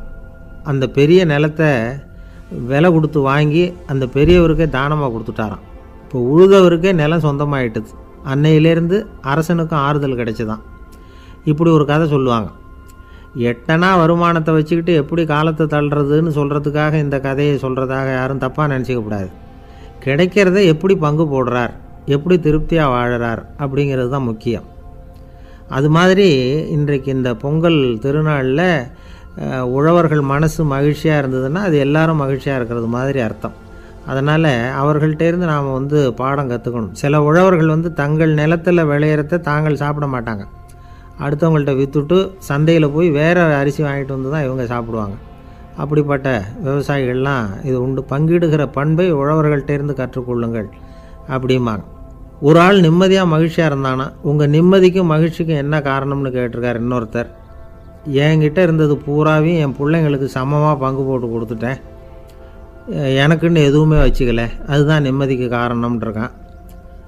உங்ககிட்ட இருந்தது எவ்வளவு இருந்தது அப்படின்னு கேட்டிருக்காரு அவர். மொத்தமாக ஒரு 50,000 ரூபா இருக்கும். அப்படின்னு இருக்கான். அவ்வளவும் பணமாகவே இருந்ததா அப்படின்னு கேட்டிருக்காங்க இவங்க. இல்லைங்க, அவ்வளவும் கடன், அதை தான் பிரித்து கொடுத்துருக்கேன் பிள்ளைங்கக்கிட்ட அப்படின்னு நானும். அவன் எது ரொம்பவும் கஷ்டமான காரியம் அப்படின்னு கேட்டார் ஒருத்தர். ஒருத்தருக்கு ஒருத்தர் சண்டை போடாமல் இருக்கிறது தான் ரொம்ப கஷ்டமான காரியம் அப்படின்னு தோணுது. ஒரு நாட்டுக்கும் இன்னொரு நாட்டுக்கும் சண்டை, நாட்டுக்குள்ளேயே ஒரு குரூப்புக்கும் இன்னொரு குரூப்புக்கும் சண்டை. ஏன் சண்டை போட்டுக்கிறீங்கன்னு கேட்டு பாருங்கள். நாங்கள் சமாதானத்துக்காக தான் சண்டை போட்டுக்கிறோம் அப்படிம்பாங்க. வாழறதுக்காக பிறந்த மனுஷன் லட்சியத்துக்காக உயிரை விட தயார் அப்படின்னு சொல்லிகிட்டு இருப்பான். அப்படி உயிரை விடுறவங்கள நாமளும் பாராட்டுவோம். ஆனால் ஒன்றுமில்லாத விஷயங்களுக்கெல்லாம் சண்டை போடுறவங்களெல்லாம், அப்படிப்பட்டவங்களையும் சரி உயிரை விடுறவங்களையும் சரி என்னென்னு சொல்கிறது, யுத்தங்களாலேயும் சண்டைகளாலேயும் நாம் அடையிறது என்னங்கிறது ஒரு பக்கம் இருக்கட்டும், இழக்கிறது என்ன தெரியுமா? ஏராளமான உயிர்கள். ரத்தம் சிந்துறதுக்கு நான் தயார் அப்படின்னு மார்தட்டி சொல்லலாம். ஆனால் ரத்தம் சிந்தினா உயிர் காத்துக்கிட்டு இருக்க தயார் இல்லை. அதாவது உயிர் நமக்காக காத்துக்கிட்டு இருக்க தயார் இல்லை. இழக்கிற ரத்தத்தை ஈடுகட்டினா தான் உயிரை காப்பாற்ற முடியும். அதனால் இது சம்மந்தமாக ஆராய்ச்சி செய்கிற கட்டாயம் ஏற்பட்டு போச்சு. அதோட விளைவாக புதுசாக ஒன்றை கண்டுபிடிச்சிருக்கிறாங்க. அதுதான் செயற்கை ரத்தப்பொடி. இப்போ இந்த திடீர் சாம்பார் பொடி, திடீர் ரசப்பொடி, திடீர் காப்பி பொடி இப்படிலாம் சொல்கிறோம்ல, அது மாதிரி இது திடீர் ரத்தப்பொடி. இஸ்ரேல் ஒரு சின்ன நாடு, மக்கள் தொகை குறைச்சல், அதோட போர்கள் வேறு. அதனால் காயம்பட்டவங்களை காப்பாற்றியே தீர வேண்டிய கட்டாயம். காப்பாற்றணும்னா ரத்த இழப்பை தடுக்கணும். அப்படின்னா உடனடியாக புது ரத்தம் செலுத்தி ஆகணும். திடீர்னு ரத்தம் வேணும்னா எங்கே போகிறது? அதுவும் கிடைக்கிற ரத்தம் சேர்கிற குரூப்பாக இருக்கணும். ஒரு வேடிக்கை பார்த்தீங்களா, நான் வேறு குரூப்பு நீ வேறு குரூப்புன்னு இவன் சண்டை போடுறான். இதில் அடிபட்டவனுக்கு ரத்தம் கொடுக்க போனால் அதுலேயும் அது வேறு வேறு குரூப்பாக இருக்குது. அது ரத்தமும் வேறு வேறு குரூப்புன்னு சொல்லிகிட்டு இருக்குது. எந்த குரூப்பு ரத்தம் வேணும், அது உடனடியாக கிடைக்கலன்னா என்ன பண்ணுறது? இப்படிப்பட்ட கஷ்டம்லாம் நமக்கு வந்துடுது. இதுக்காக தான் விஞ்ஞானிகள் இந்த ரத்த பொடியை கண்டுபிடிச்சிருக்கிறாங்க. அதாவது ஒரு ஆள் அடிபட்டு போட்டான்னு வச்சுங்களேன், அவனுக்கு ரத்தம் கிடைக்கல, உடனே என்ன பண்ணலாம்? இந்த சுத்தப்படுத்தப்பட்ட தண்ணீரை கொஞ்சம் எடுத்துக்க வேண்டியது, அதில் இந்த ரத்த பொடியை கரைக்க வேண்டியது. இப்போ இந்த செயற்கை ரத்தம் தயாராகிட்டுது. இதை அந்த ஆள் உடம்புல ஏற்றி விட்ற வேண்டியது. இயற்கையாக நம்ம உடம்பில் இருக்கிற ரத்தம் என்னென்ன வேலை செய்யுதோ அதே வேலையை இதுவும் செய்யும். அதாவது ஆக்சிஜனை உடம்புல எல்லா இடத்துக்கும் எடுத்துகிட்டு போகுது. அந்த வேலையை இந்த செயற்கை ரத்தமும் செஞ்சுடுது. ஆனால் ஒரு விஷயம், இந்த செயற்கை ரத்தம் ஒரு அவசரத்துக்கு தான் உபயோகப்படுத்தலாம், ஒரு முதல் உதவி மாதிரி. அதை அப்படியே நிரந்தரமாக விட்டுற முடியாது. பின்னாடி தேவையான குரூப்பு உண்மையான ரத்தம் கிடைச்ச உடனே அதை செலுத்திக்கணும். உண்மையான ரத்தத்தை 20லேருந்து 40 நாள் வரைக்கும் தான் பாதுகாக்க முடியும். அதுவும் குளிர்பதன பெட்டியில். அதுக்குள்ளே உபயோகப்படுத்தலைன்னா அது வீணாக போயிடும். இந்த ரத்த பொடி அப்படி இல்லை, எவ்வளோ நாள் வேணும்னாலும் அப்படியே வச்சுருக்கலாம். குளிர்பதன பெட்டியும் தேவையில்லை. ஆனால் ஒன்று, இது தண்ணியில் கலந்து செயற்கை ரத்தமாக ஆக்கிவிட்டா அதோட வலு 72 மணி நேரம் தான். அதாவது 3 நாள். அதுக்குள்ளே அந்த ஆசாமியை எங்கேயாவது ஆஸ்பத்திரிக்கு தூக்கிட்டு போய் உண்மையான ரத்தத்தை கொடுத்துடணும். சண்டையில் அடிபடுறவங்க, சாலை விபத்தில் அடிபடுறவங்க, இவங்களுக்கெல்லாம் அவசரத்துக்கு கை கொடுத்து உதவுறது இந்த செயற்கை ரத்த பொடி. அதுக்கப்புறம் நாம் கொடுக்குற ரத்தம் தான் அவங்கள காப்பாற்றணும். இன்றைக்கி ரத்தத்தை தானமாக கொடுக்க தயாராக இருக்கிற நல்ல உள்ளங்கள் ஏராளம். எவ்வளவு ஆக்சிடெண்ட்டு, ஆப்ரேஷன், இதில் சம்மந்தப்பட்டவங்களை காப்பாற்றுறது நாம் தானமாக கொடுக்குற ரத்தம் தானே. ஒரு ஆக்சிடெண்ட்டு, ஒரு ஸ்கூட்டர் ஒரு ஆள் மேலே மோதி விட்டுது, பார்த்து வரக்கூடாதா அப்படின்னா அந்த ஆள், நீ தான் பார்த்து நடக்கணும், ஏன்னா 20 வருஷமாக நான் அந்த ஸ்கூட்டரை ஓட்டிகிட்டு இருக்கிறேன் அப்படின்னானா இவன். இதுக்கு அவன் சொன்னானா, நீ தான் பார்த்து ஓட்டணும், ஏன்னா 40 வருஷமாக நான் இப்படி நடந்துக்கிட்டு இருக்கிறேன் அப்படின்னானா. ஒரு ஊரில் ஒரு ராஜா இருந்தார். பெரிய அரண்மனையில் தான் இருக்கிறார். எல்லா வசதியும் இருந்தது. இருந்தாலும் அவர் எல்லாரும் சொல்கிறது எப்படி தெரியுமா? பிச்சைக்கார ராஜா. அப்படி ஒரு பேர் அவருக்கு நிலச்சி போச்சு. ஜனங்களும் சரி, மற்ற தேசங்களில் உள்ளவங்களும் சரி, அவர் அந்த பேர் சொல்லியே குறிப்பிடுறது வழக்கமாக போட்டுது. இது அவருக்கு ரொம்ப கவலையாக போச்சு. என்ன இது, நம்மளை தேடி வர்றவங்களுக்கெல்லாம் நாம் சோறு போடுறோம், நம்ம புகழ்ந்து பாடல் ஏற்றி கொண்டு வர்ற புலவர்களுக்கெல்லாம் அவங்க எப்படி வந்தாலும் ஒருவேளை சோறு போடணுங்கிறது உத்தரவு. இவ்வளவுலாம் செஞ்சும் நம்மளை போய் பிச்சைக்கார ராஜான்னு எல்லாரும் சொல்கிறாங்களே, அது ஏன், எதுக்காக இப்படி சொல்கிறாங்க?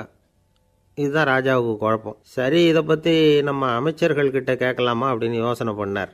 இந்த விஷயத்தை போய் அவங்கக்கிட்ட எப்படி கேட்குறதுன்னு அவருக்கு தயக்கமாக இருந்தது. கௌரவ குறைச்சலாக தெரிஞ்சுது அவருக்கு.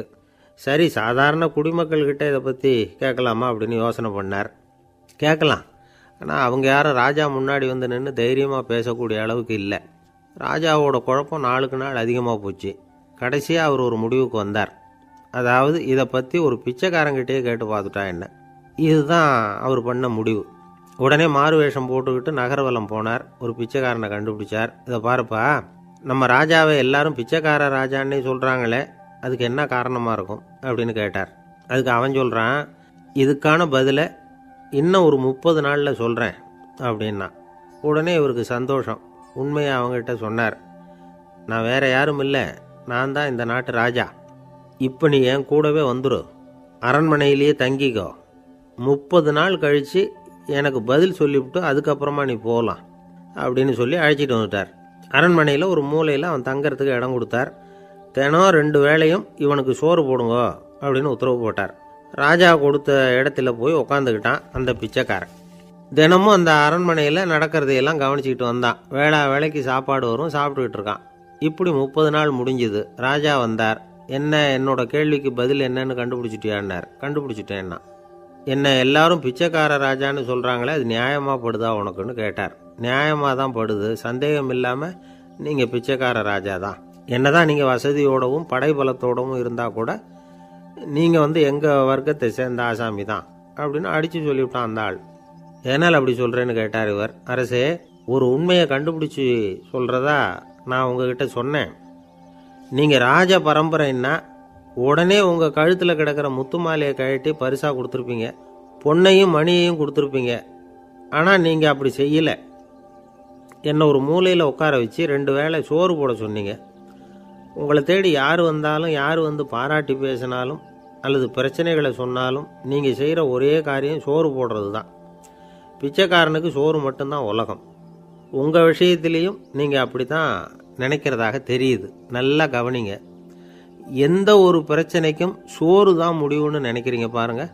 நீங்கள் சந்தேகமில்லாத எங்களை சேர்ந்த ஆள் தான் அப்படின்னு விட்டான் அந்த பிச்சைக்காரன். அதுக்கப்புறம் தான் அந்த ராஜா தன்னுடைய தவறுகளை எல்லாம் திருத்திக்கிட்டாராம். பசின்னு வர்றவங்களுக்கு சோறு தான் போடணும், அது தப்பு இல்லை. பாராட்ட வர்றவங்களுக்கெல்லாம் சோத்தையே போட்டு அனுப்புனா இப்படி தான் பேர் வரும். எனக்கு தெரிஞ்ச ஒருத்தர் தினமும் யாராவது ஒருத்தரை தன் வீட்டுக்கு அழைச்சிட்டு போவார், சாப்பாடு போட்டு அனுப்புவார். முன்னறிவிப்பு இல்லாமல் திடீர்னு ஒரு விருந்தாளியோட வீட்டில் போய் இவர் நிற்கிறது வழக்கம். அந்த அம்மாவும் இவருக்காக தயார் பண்ணி வச்சுருந்ததை இவர் அழைச்சிட்டு வந்திருக்கிற விருந்தாளிக்கு போட்டுருவாங்க. விருந்தாளி சாப்பிட்டுட்டு போனதுக்கப்புறம் இவர் மனைவிகிட்ட உனக்கு சிரமம் வேணாம் அப்படின்னு சொல்லிவிட்டு பக்கத்தில் உள்ள ஒரு ஹோட்டலுக்கு போய் காசு கொடுத்து சாப்பிட்டுட்டு வந்துடுவார். பல நாள் இப்படி நடக்கும். ஒரு நாள் அவரை தனியாக கூப்பிட்டுக்கிட்டு போய் ஏன் இப்படி பண்ணுறீங்கன்னு கேட்டோம். அதுக்கு அவர் சொல்கிறாரு, எங்கள் வீட்டு சாப்பாட்டிலேருந்து தப்பிக்கிறதுக்கு எனக்கு வேறு வழி எதுவும் தெரியல சார், அதனால தான் இப்படி பண்ணிகிட்ருக்கிறேன் அப்படின்னார் ரொம்ப பரிதாபமாக. ஒருத்தன் எப்படி நடந்துக்கிறாங்கிறத வச்சு தான் அந்த ஆள் எப்படிங்கிறத நாம் முடிவு பண்ணுறோம். ஆளுமைன்னு சொல்கிறோம்ல, அதுக்கு சூழ்நிலைகளை ஆளுகின்ற தன்மை அப்படின்னு விளக்கம் கொடுக்குறார் ஒரு உளவியல் நிபுணர். சரி, ஒரு மனிதனுடைய ஆளுமையை உருவாக்குகிற விஷயங்கள் என்னென்ன? பிறப்பு, வளர்க்கப்பட்ட விதம், படிப்பு, நண்பர்கள், சமுதாயம், இப்படி நிறைய உண்டு. ஆளுமையின் அடிப்படையில் சில மனநோய்கள் உண்டாகுது. அதெல்லாம் என்னென்னங்கிறத தெரிஞ்சு வச்சுக்கிட்டோம்னா நம்ம கூட இருக்கிறவங்கள அடையாளம் கண்டுபிடிக்கிறதுக்கு அது ரொம்ப உபயோகமாக இருக்கும். ஃப்ரெனாய்டு ஆளுமை அப்படின்னு ஒன்று. இந்த கோளாறு உள்ளவங்க எப்படி இருப்பாங்க தெரியுமா? அதிக உணர்ச்சி, சந்தேகம், பொறாமை இதெல்லாம் அதிகமாக இருக்கும். வளைஞ்சு கொடுக்க மாட்டாங்க. அடுத்தவங்களோட இணக்கமான உறவு இருக்காது. அவங்க செய்கிற தப்புக்கெல்லாம் அடுத்தவங்களை குறை சொல்லிகிட்டு இருப்பாங்க. இது ஒரு ரகம். அடுத்தது ஸ்கிசாய்டு ஆளுமை அப்படின்னு சொல்கிறாங்க. இந்த கோளாறு உள்ளவங்க அடுத்தவங்களோட பழக கூச்சப்படுவாங்க. சின்ன வயசுலேயே இது ஆரம்பமாயிடுது. பகல் கனவுலேயே சஞ்சரிப்பாங்க. அவங்களுடைய விரோதம், கோபம் இதை கூட வெளியில் காட்டிக்க முடியாமல் இருப்பாங்க. இவங்களுக்கு அகமுகம், பிரச்சனைகள்லேருந்து ஒதுங்கி எதுலேயும் ஈடுபாடு இல்லாதவங்களாக இருப்பாங்க. இப்படி ஒரு ரகம். அடுத்தது சைக்ளோதமிக் ஆளுமை அப்படின்னு சொல்கிறாங்க. அது என்னென்னா, உணர்ச்சிகளில் ஏற்றத்தாழ்வு அதிகமாக இருக்குமா. சில சமயம் பார்த்தா மகிழ்ச்சியாக இருப்பாங்க, சில சமயம் சோகமாக உட்காந்துருப்பாங்க. அவங்க மனநிலைக்கு தகுந்த மாதிரி சமூக நிகழ்ச்சிகளில் பங்கெடுத்துக்குவாங்க. இன்னொரு வகை என்னென்னா எண்ணப்பீடிகை ஆளுமை அப்படின்னு பேர் வச்சுருக்கிறாங்க. அது இவங்களுக்கெல்லாம் கரெக்டாக இருக்கணும், எல்லாம் சட்டத்திட்டம் எதுலேயும் ஒரு ஒழுங்குமுறை, இப்படி எதிர்பார்க்குற மனோபாவம். இவங்க எதிர்பார்ப்புக்கும் வரன்முறைக்கும் மற்றவங்க கட்டுப்படணும்னு நினைப்பாங்க. இந்த நிலைமை நீடித்தா என்ன ஆகும் தெரியுமா? அலைக்கழிக்கிற எண்ணங்கள் திரும்ப திரும்ப ஒரே செயலை செய்ய தூண்டுற மனத்தளர்ச்சிக்கு ஆளாயிடுறாங்க. அடுத்தது ஹிஸ்டீரியா ஆளுமை. சின்ன விஷயத்தையெல்லாம் பெருசுப்படுத்தி நாடகமாக்குற நடிகர்கள் இவங்க. உணர்ச்சி அதிகம் உள்ளவங்க. இவங்க மன எழுச்சியில் பக்குவமின்மை, குழந்தைத்தனம், முதிர்ச்சியின்மை எல்லாம் இருக்கும். தன்னலம் மிக்க குணம்.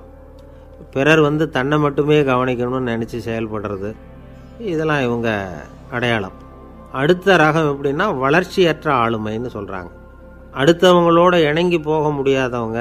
அறிவு, மன எழுச்சி, சமூக உறவு இதில் எல்லாம் போதுமான வளர்ச்சியையும் நிறைவையும் பெற முடியாதவங்க.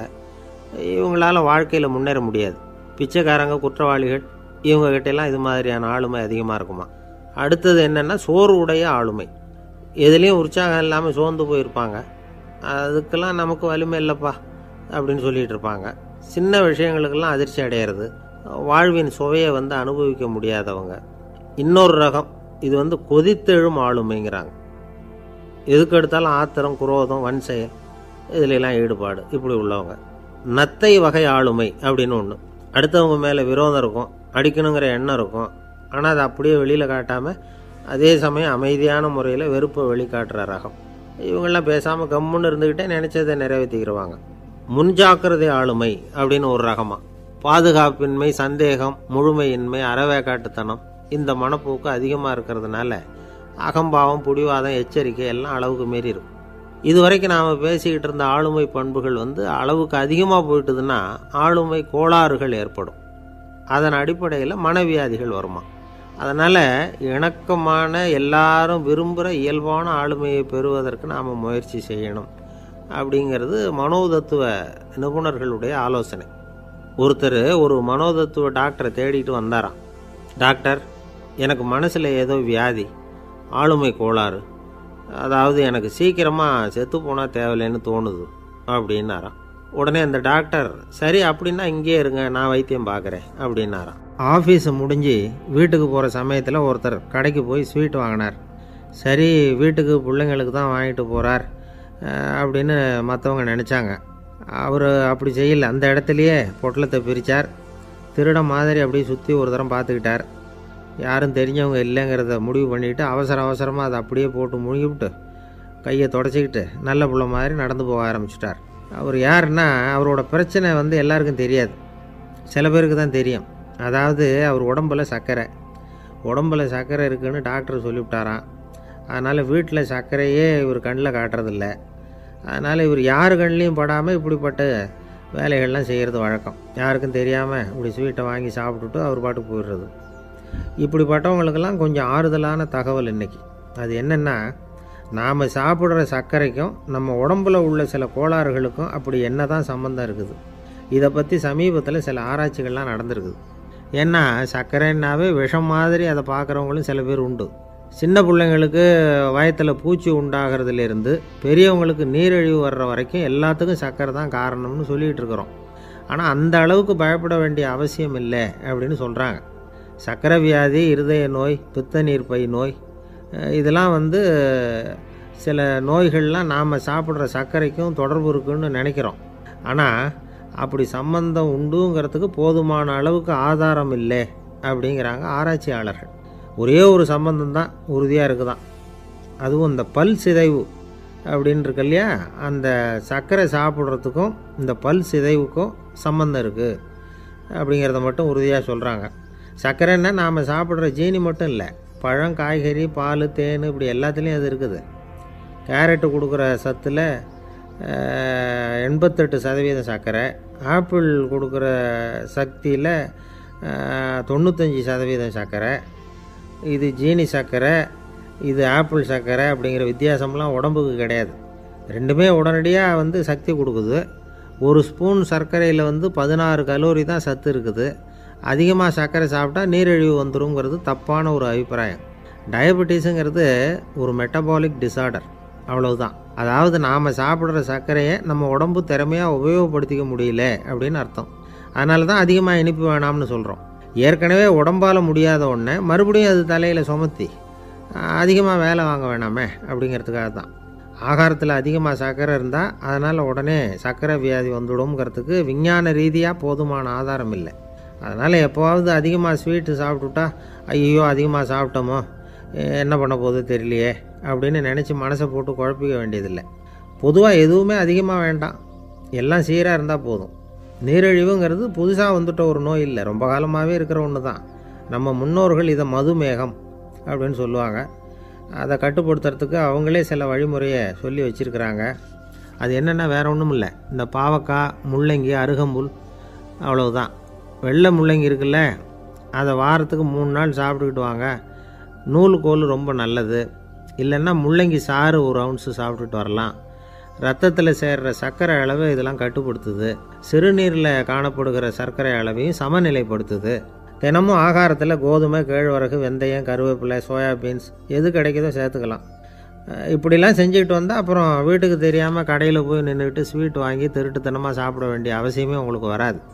2 ஆசாமிகள் கடற்கரையில் உட்காந்து சாவகாசமாக பேசிக்கிட்டு இருந்தாங்களாம். ஒருத்தர் சொன்னார், இன்னொருத்தருக்கு தெரியாமல் ஸ்வீட்டு சாப்பிட்றதே எப்பவும் இடைஞ்சல் தான் சார். நேற்றுக்கு பாருங்கள் அப்படி தான் சாப்பிட்டுக்கிட்டு இருந்தேன், வீட்டுக்காரி கண்ணில் போட்டுவிட்டுது, அதுக்கப்புறம் ஒரே ரகலையாக போச்சு அப்படின்னாரா. எனக்கு கூட அப்படி தான் சார் ஆகிட்டுது, ஒரே ரகலை அப்படின்னாரா இன்னொருத்தர்.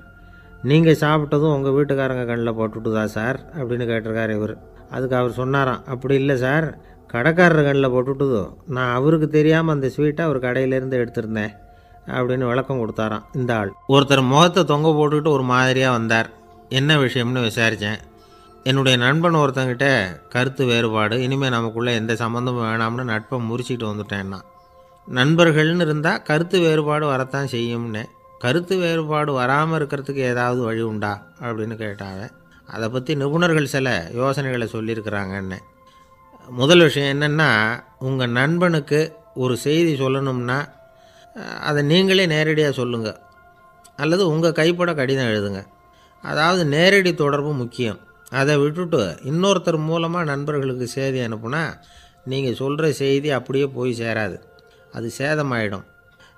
கூட்டி குறைச்சி சொல்லிவிடுவாங்க, அது குழப்பத்தில் கொண்டாந்து விட்டுரும். இது ஒரு யோசனை. 2வது யோசனை என்னென்னா, நீங்கள் ஒரு நல்ல காரியத்தை செய்யும் பொழுது உங்கள் நண்பரையும் சேர்த்துக்குங்க, அவருக்கும் அதில் ஒரு ஈடுபாட்டை உருவாக்குங்க. 3வது யோசனை, நம்ம பக்கத்தில் இருக்கிற நண்பர் மகிழ்ச்சி அடைகிற மாதிரி ஏதாவது செய்யணும். சின்ன சின்ன செயல்களாக இருந்தாலும் பரவாயில்ல, அவர் நமக்கு எதுவும் செய்யலையே, நாம் எதுக்கு செய்யணும் அப்படின்னு நினச்சிக்கிட்டு இருக்கக்கூடாது. 4வது யோசனை என்னென்னா, உங்களுக்கு ஒரு பிரச்சனையா அல்லது உங்கள் நண்பருக்கு ஒரு பிரச்சனையா, எதுவாக இருந்தாலும் 2 பேரும் சேர்ந்து உட்காந்து ஆலோசனை பண்ணுங்கள். நம்ம யோசனையும் கேட்கப்படுதே அப்படிங்கிற நினைப்பே அவருக்கு ஒரு மன நிறைவை உண்டாக்குமா. 5வது யோசனை, உங்கள் நண்பர் ஏதோ ஒரு காரியத்தை செய்கிறார், நீங்கள் உடனே அவசரப்பட்டு நீ செய்கிறது தப்புன்னு தீர்ப்பு சொல்லக்கூடாது. அவர் அதை செய்கிறதுக்கான நியாயங்கள் எவ்வளோ இருக்கும், அதை புரிஞ்சுக்கிறதுக்கு முயற்சி பண்ணணும். 6வது யோசனை, உங்கள் நண்பர் என்ன சொன்னாலும் அதை பொறுமையாக கேளுங்க. அவர் சொல்கிறத புரிஞ்சுக்கணும், அவர் சொல்ல விரும்புகிறத புரிஞ்சுக்கணும், அவர் சொல்ல முடியாமல் தவிக்கிறதையும் புரிஞ்சுக்கணும். இப்படி 3 விதமாகவும் அவரை புரிஞ்சுக்கிட்டு அதுக்கு தகுந்த மாதிரி செயல்படணும். 7வது யோசனை என்னென்னா, உங்கள் நண்பர் உங்ககிட்ட ஏதோ ஒரு கருத்தை சொல்கிறார், அது உங்களுக்கு பிடிக்கல, அதுக்காக உடனே நீ சொல்கிறது சரியில்லை, நான் ஒத்துக்க மாட்டேன் அப்படின்லாம் மறுத்துக்கிட்டு இருக்கக்கூடாது. அவர் சொல்கிறத கேட்கணும், பொறுமையாக சிந்திக்கணும், அதுக்கப்புறம் பதில் சொல்லணும். இப்படிலாம் நடந்துக்கிட்டால் நண்பர்களுக்குள்ள கருத்து வேறுபாடு வர்றதுக்கு வாய்ப்பே இருக்காது அப்படின்னு வல்லுநர்கள் தொகுத்து சொல்லியிருக்கிறாங்க இந்த யோசனைகளை. எனக்கு தெரிஞ்ச சில நண்பர்கள் உண்டு, அவங்களுக்குள்ளேயும் கருத்து வேறுபாடுகள் வராமல் இருக்கிறதுக்கு சில நுட்பங்களை கையாளுறது உண்டு. ஒருத்தர் சொன்னார், அந்த டாக்டர் சின்ன வயசுலேருந்து என் கூட பழகினவர், நாங்கள் 2 பேரும் இணை பிரியாத நண்பர்கள். இருந்தாலும் எனக்கு உடம்பு சரியில்லைன்னா நான் அவர்கிட்ட வைத்தியம் பார்த்துக்க மாட்டேன் அப்படின்னார் ஒருத்தர். ஏன் அப்படின்னு கேட்டேன். எங்கள் நட்பு கெட்டுப்போடக்கூடாது இல்லையா, அதனால தான் அப்படின்னார் இவர். ஒரு மனுஷனுக்கு 3 விதத்தில் கர்வம் உண்டாகிறதுக்கு வாய்ப்பு உண்டு. பணம், பதவி, புகழ். பணம் அதிகமாக வந்தால் கர்வம் வரலாம், பதவி பெருசாக வந்துட்டுதுன்னா கர்வம் வரலாம், புகழ் அதிகமாக போனாலும் கர்வம் வரலாம். இந்த 3 வகையான கர்வத்துக்கும் இடம் கொடுக்காமல் இருக்கிறாங்க பாருங்கள், அவங்க தான் சிறந்த மனிதர்கள். ஒரு பெரிய பொறுப்பில் இருக்கிறவங்களுக்கு கர்வம் வந்துடக்கூடாது. அப்படி வந்துட்டுதுன்னா அது எல்லாருக்கும் இடைஞ்சல். ஒரு ராஜா இருந்தார். அவர் ஒரு நாள் தன்னுடைய தலைநகரத்தை சுற்றி வந்துக்கிட்டு இருந்தார். ஒரு இடத்துல ஒரு அழகான நிலத்தை பார்த்தார். ஆஹா, இந்த இடத்துல நமக்குன்னு ஒரு மாளிகையை கட்டினா எவ்வளோ நல்லாயிருக்கும் அப்படின்னு நினச்சார். ராஜா நினச்சா அது முடியாத காரியமா? சரி, இந்த நிலம் யாருக்கு சொந்தம்னு விசாரிங்க அப்படின்னார் பக்கத்தில் இருந்தவங்கக்கிட்ட. அவங்கெல்லாம் ஓடி போய் விசாரித்தாங்க. அந்த இடம் ஒரு வயசான கிழவிக்கு சொந்தம், வயசான அம்மாவுக்கு சொந்தமாக. அந்த அம்மா தான் அதில் ஒரு குடிசையை போட்டு குடியிருந்துகிட்டு இருக்கிறாங்க. சரி, அந்த நிலத்துக்கு ஒரு விலையை நிர்ணயம் பண்ணி அதை அந்த வயசான அம்மாக்கிட்ட கொடுத்துருங்கோ அப்படின்னு உத்தரவு போட்டார் ராஜா. ஆனால் அந்த அம்மா, இது எங்கள் பூர்வீக இடம், இதை விற்க மாட்டேன் அப்படின்னு சொல்லிவிட்டுது. சரி, 2 பங்கு விலை கொடுக்குறோம்னு சொல்லி பாருங்க அப்படின்னாங்க. அப்படியே சொன்னாங்க அரண்மனை ஆட்கள். அதுக்கும் சம்மதிக்கலை அந்த அம்மா. இதை கேள்விப்பட்டதும் ராஜாவுக்கு கோபம் வந்துட்டுது. தன்னுடைய ஆளுங்களை கூப்பிட்டார். போய் அந்த குடிசையை பிரித்து எறிங்க, காசெல்லாம் ஒன்றும் கொடுக்காதீங்க அப்படின்னு கத்தினார். அவ்வளோதான். அடுத்த நிமிஷம் அரண்மனை ஆசாமிகள் போனாங்க, குடிசையை பிரித்து எரிஞ்சாங்க. அந்த வயசான அம்மா இருக்குது, அதுவும் அந்த இடத்த விட்டு துரத்தி விட்டாங்க. அந்த இடத்துல ஒரு அரச மாளிகையை கட்டி முடிச்சிட்டாங்க. அந்த வயசான அம்மா பாவம், ராஜாவே இப்படி பண்ணால் யார்கிட்ட போய் முறையிட முடியும்? ஒரு ஞானி இருந்தார், அவர்கிட்ட போய் சொன்னாங்க. அவர் இவங்க சொன்னதை கேட்டு மனசில் வச்சுக்கிட்டார். ஒரு நாள் அந்த ராஜாவே இந்த ஞானியை கூப்பிட்டார். புதுசாக ஒரு மாளிகை கட்டியிருக்கிறேன், வந்து பாருங்கன்னு. சரின்னு சொல்லி இந்த பெரியவர் ஒரு நாள் அந்த மாளிகைக்கு போனார். சும்மா போகல, ஒரு கழுதையையும் ஓட்டிகிட்டு போனார். கொஞ்சம் சாக்குகள், வெத்து சாக்கு, அதையும் எடுத்து கழுதை முதுகில் போட்டு கழுதையை ஓட்டிகிட்டு போகிறார். ராஜா பார்த்தார். அவருக்கு இது ஆச்சரியமாக இருந்தது. என்ன இது, மாளிகைக்கு வந்துட்டு போங்கன்னு கூப்பிட்டா கழுதை சாக்கு இதெல்லாம் கொண்டு வராரே, ஒன்றும் புரியலையேன்னு நினச்சார். எதுக்காக இதெல்லாம்னு கேட்டார். அரசருடைய தோட்டத்திலேருந்து கொஞ்சம் மண் எடுத்துகிட்டு போகிறதுக்கு ஆசைப்படுறேன், அதுக்கு நீங்கள் அனுமதி கொடுக்கணும் அப்படின்னாரு இவர். இது என்ன வேடிக்கையான கோரிக்கையாக இருக்குது அப்படின்னு நினச்சார் ராஜா. இருந்தாலும் மண்ணு தானே கேட்குறாரு, எடுத்துகிட்டு போகட்டுமே அப்படின்னு நினச்சார். சரி, நான் அனுமதி கொடுத்தார். அந்த பெரியவர் தோட்டத்துக்கு போனார், மண்ணை வெட்டினார், சாக்கில் போட்டு நிரப்புனார். ராஜாவை கொஞ்சம் கிட்ட வாங்கன்னு கூப்பிட்டார். இந்த மண் மூட்டையை தூக்கி கழுதையோட முதுகில் வைக்கணும், கொஞ்சம் உதவி பண்ணுங்கன்னார். ஓ, பண்ணுறேனே அப்படின்னு சொல்லி ராஜா கிட்ட போனார். மூட்டையை தூக்கி பார்க்குறாரு, முடியல, திணறி போட்டார். இப்போ அந்த ஞானி பேசினாராம். அரசே, இந்த ஒரு சாக்கு மண்ணையே உங்களால் தூக்க முடியல, அந்த கிழவிகிட்ட இருந்து அந்த அக்கிரமமாக அபகரித்த இந்த தோட்டம் பூராவையும் சுமக்கணும்னு ஆசைப்படுறீங்களே, அது உங்களால் முடியுமா அப்படின்னு கேட்டாராம். ராஜா யோசனை பண்ண ஆரம்பித்தார். தன்னுடைய செயலுக்காக வருத்தப்பட்டாராம். அந்த வயசான அம்மாவை உடனடியாக வரவழைச்சார். தாயே, தப்பு பண்ணிட்டேன், என்னை மன்னிச்சுக்குங்க, இன்னையிலேருந்து இந்த மாளிகையும் தோட்டமும் உங்களுக்கு தான் சொந்தம் அப்படின்னு சொல்லிவிட்டாராம். போகிறப்ப இந்த உலகத்திலேருந்து எண்ணத்தை எடுத்துகிட்டு போக போகிறோம், அதனால் ரொம்பவும் அலட்டிக்க வேண்டியதில்லை, கர்வப்பட வேண்டியதில்லை அப்படிங்கிறது ஒரு பெரிய உபதேசம். ஒரு பெரிய மனுஷன் சாக கிடந்தார், ரொம்பவும் அழுதார். ஏன் அழறீங்க அப்படின்னு கேட்டாங்க சுற்றி இருந்தவங்க. நான் சாகிறதுக்காக கவலைப்படலை, நான் நம்ம ஜனங்களுக்காக எவ்வளவோ காரியம்லாம் செஞ்சுக்கிட்டு வந்தேன். நான் செஞ்சுக்கிட்டு வந்த சேவையை இனிமேல் யார் செய்ய போகிறாங்க, அது யாரால் முடியும், அதை நினச்சி தான் அழறேன் அப்படின்னாராம். ஒருத்தர் முன்னாடி வந்தார். அதுக்காக நீங்கள் கவலைப்படாதீங்க, உங்கள் சேவையை தொடர்ந்து செய்கிறதுக்கு என்ன மாதிரி இளைஞர் பட்டாலும் தயாராக இருக்குது, இருந்தாலும் எங்கள் கவலை என்னென்னா அப்படின்னு இழுத்தார். என்ன சொல்லுங்கன்னு கேட்டார் அவர். நீங்கள் இது வரைக்கும் என்ன சேவை செஞ்சுக்கிட்டு வந்தீங்க, அதுதான் எங்களுக்கு இன்னமும் புரியாத புதிராக இருக்குது அப்படின்னாராம் அவர். இந்த காலத்து புள்ள ஒருத்தன் தன்னோட அப்பாவை பார்த்து சொன்னான். அப்பா, நான் உனக்கு உதவி செய்யலாம்னு நினைக்கிறேன், என்ன உதவி செய்யணும்னு சொல்லு அப்படின்னா. நீ சும்மா இருந்தால் அதுவே எனக்கு செய்கிற பெரிய உதவிடா அப்படின்னார் அப்பா. சும்மா இருக்கிறதும் ஒரு உதவி தான், அது மாதிரி மௌனமும் ஒரு சமூக சேவை தான் அப்படிங்கிறார் காஞ்சி பெரியவர். நமக்கு 5 புலன்கள் இருக்குது, மெய், வாய், கண், மூக்கு, செவி. இந்த 5லேயும் அதிகப்படியான வேலை எதுக்குன்னு நினைக்கிறீங்க? வாய்க்கு தான். ஏன்னா அதுக்கு 2 வேலை. இப்போ கண்ணுக்கு பார்க்குறது மட்டும்தான் வேலை, காதுக்கு கேட்குறது மட்டும்தான் வேலை, மூக்குக்கு வாசனை அறியறது தான் வேலை, உடம்புக்கு உணர்றது மட்டும்தான் வேலை. ஆனால் வாய் அப்படி இல்லை, அதுக்கு 2 வேலை, சாப்பிட்றதும் அதுதான், பேசுகிறதும் அதுதான். அதாவது வாய் ஒன்று தான் கர்மேந்திரியமாகவும் இருக்குது, ஞானேந்திரியமாகவும் இருக்குது அப்படின்னு சொல்லுவாங்க. சாப்பாட்டில் உட்காந்தா எந்தெந்த ஆகாரம் என்னென்ன ருசின்னு அறிவிக்கிற வேலையும் செய்யுது. சபையில் உட்காந்தா பாடுறது, பேசுறது, சிரிக்கிறது, இது மாதிரியான வேலையும் செய்யுது. இன்னொரு வித்தியாசம், கண்ணு காது மூக்கெல்லாம் ஸ்ட்ரெயின் பண்ணிக்கிட்டு வேலை செய்கிறதில்ல. ஒரு ரோஜா பூ பார்த்தா உடனே மூக்கு அப்படியும் இப்படியும் அசைய ஆரம்பிக்கிறதில்ல. ஒரு சங்கீதத்தை கேட்ட உடனே காது ஆட ஆரம்பிக்காது. ஆனால் வாய் அப்படி இல்லை, அது பேசினாலும் சரி சாப்பிட்டாலும் சரி அசைஞ்சு தான் ஆகணும். ஆக மற்றதை விட வாய்க்கு வேலை ஜாஸ்தின்னு தெரியுது. சாப்பிட்றது பேசுறது அப்படின்னு 2 காரியம் அதுக்கு. இப்படி 2 காரியம் இருக்கிறதுனால அது 2ஐயும் பாதியாக குறைச்சிக்கணுங்கிறது கடவுள் அபிப்பிராயமாக இருக்கணும் அப்படிங்கிறார் காஞ்சி பெரியவர். ஆனால் இப்போ நாம் அப்படியே நடந்துக்கிறோம், அதுக்கு நேர்மாறாக நடந்துக்கிறோம். நாம் சாப்பிட்றதும் அதிகம், பேசுகிறதும் அதிகம், 2 வேலையையும் தேவைக்கு அதிகமாகவே செய்கிறோம். வாய் தான் ரொம்ப ஓவர் ஒர்க்குடு. அதுக்கு ஓய்வு கொடுத்தா உடம்பும் நல்லாயிருக்கும், உலகமும் நல்லாயிருக்கும். மௌன விரதம் இருக்கிறதெல்லாம் எதுக்காக நினைக்கிறீங்க? இதுக்காக தான். இந்த காலத்தில் மௌனமாக இருக்கிறவங்கெல்லாம் மகத்தான தொண்டு செய்கிறாங்க அப்படின்னு தான் சொல்லணும். சத்தம் அதிகமாக போய் தான் சவுண்டு பொல்யூஷன் வருது. அது மட்டும் இல்லை, மௌனமாக இருந்தால் சண்டை சச்சரவே வராது. மௌனம் கலக நாஸ்தி. ஆக இதுவும் ஒரு சமூக சேவை தான். நமக்கு தான் வாய் இருக்குதுங்கிறதுக்காக வசமாக சாப்பிட்றதும் தப்பு, வளவளன்னு பேசுகிறதும் தப்பு. ஒரு கருத்தை சொல்கிறதுக்கு ஒரே ஒரு சொல்லு போதும் அப்படின்னு இருக்கும்பொழுது 2 சொற்களை செலவு பண்ணாதே.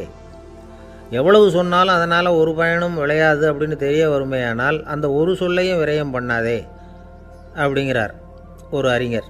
எல்லா குணங்கள்லேயும் மௌனம்தான் சிறந்தது அப்படிங்கிறார் ஒருத்தர். மௌனமாக இருக்கிறது மூலமாக மற்றவர்கள் குறைகளை நம்மளால் தெரிஞ்சிக்க முடியும். அதே சமயத்தில் நம்மக்கிட்ட இருக்கிற குறைகளை மற்றவங்களுக்கு தெரியாமல் மறைச்சிக்கவும் முடியுங்கிறார் அவர். உண்மைதானே? ஒரு பெரிய மேடை பேச்சாளர், பொது வாழ்க்கையில் 25 வருஷ காலமாக ஈடுபட்டிருக்கிறவர். அவர் மனைவி ஒரு நாள் சொன்னாங்க, எங்கள் வீட்டுக்காரர் 25 வருஷ காலமாக பொது வாழ்வில் ஈடுபட்டிருந்தா கூட இந்த மாதம் 10ஆம் தேதியிலிருந்து தான் மக்களுக்கு சேவை செய்ய ஆரம்பிச்சிருக்கார் அப்படின்னாங்க ரொம்ப பெருமையாக. 10ஆம் தேதிக்கு அப்படி என்ன விசேஷம் அப்படின்னு கேட்டோம். அன்னையிலேருந்து தான் அவர் மேடையில் பேசுகிறத நிறுத்தினார் அப்படின்னாங்க அந்த அம்மா. ஒரு நண்பர் அவசரமாக என்கிட்ட ஓடி வந்தார். அப்புறம் சொன்னார், என்னால் நம்பவே முடியல சார், என் பையனை அப்படி அப்படின்னு சொல்லி ஆச்சரியப்பட்டார். உங்கள் பையன் அப்படி என்ன தான் செஞ்சுட்டான் அப்படின்னு கேட்டேன். என்னால் முடியாத ஒரு காரியத்தை அவன் செஞ்சுட்டான் சார் அப்படின்னார். அது என்னன்னு தான் சொல்லுங்களேன். என்ன, 5ஆவது வகுப்பில் அவன் ஒரே தடவையில் தேறிட்டான் சார், அதாவது ஒரே அட்டம்ப்டில் பாஸ் ஆகிருக்கான் அப்படின்னார் மூச்சு வாங்க. கஷ்டப்பட்டு பரீட்சை எழுதுனது அவன், இவருக்கு ஏன் மூச்சு வாங்குது? நம்மால் செய்ய முடியாத ஒரு காரியத்தை இன்னொருத்தர் செய்யும் பொழுது அது நமக்கு ஆச்சரியமாக இருக்குது. சர்க்கஸ் பார்க்குறோம், ஒருத்தர் அந்த இடத்துல தொங்குறார், அது நமக்கு ஆச்சரியம். ஏன்னா அது நம்மால் முடியாத காரியம். நம்மால் முடியாத ஒன்றை அடுத்தவர் எளிதாக செய்யும் பொழுது நாம் மருள்வது இயற்கை. இதை தான் தொல்காப்பியம் மருட்கை அப்படின்னு சொல்லுது. இந்த வியப்பு இருக்குதே, இது 4 வகையில் ஏற்படுறதாக தொல்காப்பியம் சொல்லுது. அது என்ன 4 வகை? முதல் வகை எப்படின்னா, புதுமையான அரிய செயல்களை செய்கிறது. 2வது வகை என்னென்னா பெரும் செயல்களை செய்கிறது. 3வது வகை என்னென்னா மிக நுட்பமான செயல்களை செய்கிறது. 4வது வகை என்னென்னா ஆக்கம் தரும் செயல்களை செய்கிறது. புதுமை, பெருமை, சிறுமை, ஆக்கமோடு மதினம் சாலா மருட்கை 4 அப்படிங்கிறது தொல்காப்பியம். இன்றைக்கி விஞ்ஞானம் புதுசு புதுசாக எதையோ கண்டுபிடிக்குது. ஆரம்பத்தில் அது ஆச்சரியமாக இருக்குது, அப்புறம் அது நமக்கு பழகி போடுது. வானொலி பெட்டி புதுசாக வந்தப்போ ஒரு பெட்டி பேசுதுங்கிறது எவ்வளோ பெரிய ஆச்சரியம். இப்போ யாரும் அதை ஆச்சரியமாக பார்க்குறதில்ல. மதினம் சாலா மருட்கை அப்படின்னு ஒரு சொற்றொடர் வருது பாருங்கள், அதில் கருத்தாழம் உண்டு. எதை பற்றியும் போதுமான அளவு புரிந்து கொள்ளாத போது ஒருத்தர் ஆச்சரியப்படுறார். புரிந்து கொண்ட பிறகு ஆச்சரியம் மறைஞ்சு போடுது. மிக நுட்பமான செயல்களும் நம்ம ஆச்சரியப்பட வைக்கும். ஒரு அரிசியில் ஒரு திருக்குறள் எழுதி காட்டுறாங்க, ஒரு முட்டை ஓட்டுக்குள்ளே ஓவியம் தீட்டி காட்டுறாங்க. கருங்கல் சிற்பங்களில் எவ்வளவு நுட்பமான வேலைப்பாடுகளை எல்லாம் பார்த்து ஆச்சரியப்படுறோம். இது மாதிரி ஆக்கப்பூர்வமான அரிய செயல்களை செய்கிறது கூட வியப்பை உண்டு பண்ணும்.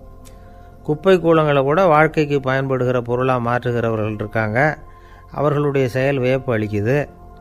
இடைக்காட்டு சித்தர் பாடின 30 நூலில் வர்ற ஒரு பாடல், ஆற்றல் பிறர் அறிதலின் அகம் கிளர்வு உறுதலின் கற்று அறி பாணர் கெழுமிய கோடலின் தோற்றம் உருகவே போற்றல் சால் வியப்பே. ஒருத்தருடைய ஆற்றல் தெரியாமல் இருந்தது, அவருடைய அரிய செயலை பார்க்கும் பொழுது வியப்பாக இருந்தது, மனசுக்குள்ள கிளர்ச்சி. பாவலர்கள் இவர்களுடைய புகழை பாடி மற்றவர்களும் தெரிந்து கொள்ளுமாறு செய்கிறார்கள் அப்படிங்கிறது தான் ஒரு யதார்த்தமான உண்மை. ஆக எல்லா வகையிலும் மக்கள் தங்களுடைய வாழ்க்கையில் முன்னேறுவதற்கான வழிகாட்டுகிற ஒரு மெய்ப்பாடு தான் வியப்புங்கிறது. இந்த காலத்தில் நம்ம எப்படி எப்படியெல்லாம் ஆச்சரியப்பட வைக்கிறாங்க. ஒரு ஆளை பிடிச்சி ஜெயிலில் கொண்டு வந்தாங்க. ஜெயில் அதிகாரி அவனை ரொம்ப ஆச்சரியமாக பார்த்தாரான். இவன் கேட்டான், ஏன் சார் அப்படி பார்க்குறீங்க, நான் இப்போ இங்கே வர்றது உங்களுக்கு ஆச்சரியமாக இருக்குதா அப்படின்னு கேட்டிருக்கான். இதுக்கு ஜெயில் அதிகாரி சொல்லியிருக்கார், நீ இப்போ இங்கே வந்ததில் எனக்கு ஒன்றும் ஆச்சரியம் இல்லைப்பா, ஏற்கனவே நீ இங்கேருந்து விடுதலையாகி போய் 6 மாதம் ஆச்சு, இவ்வளவு லேட்டாக வர்றியே அதுதான் எனக்கு ஆச்சரியமாக இருக்குது அப்படின்னாராம். ஒருத்தர் ஒரு தவறு செஞ்சு விட்றாருன்னு வச்சுக்கோங்க, உடனே நீ செஞ்சது தவறு அப்படின்னு சொல்கிறது ஒரு வகை. அதுக்கு பதிலாக எது சரின்னு அவர் புரிந்து கொள்ள உதவி செய்கிறது இன்னொரு வகை. இந்த 2வது வகை இருக்குது பாருங்கள், நிர்வாக இயலில் இது ரொம்ப முக்கியம். அலுவலகத்தில் வேலை பார்க்குற ஒருத்தர் முக்கியமாக தெரிஞ்சுக்க வேண்டியது என்ன தெரியுமா?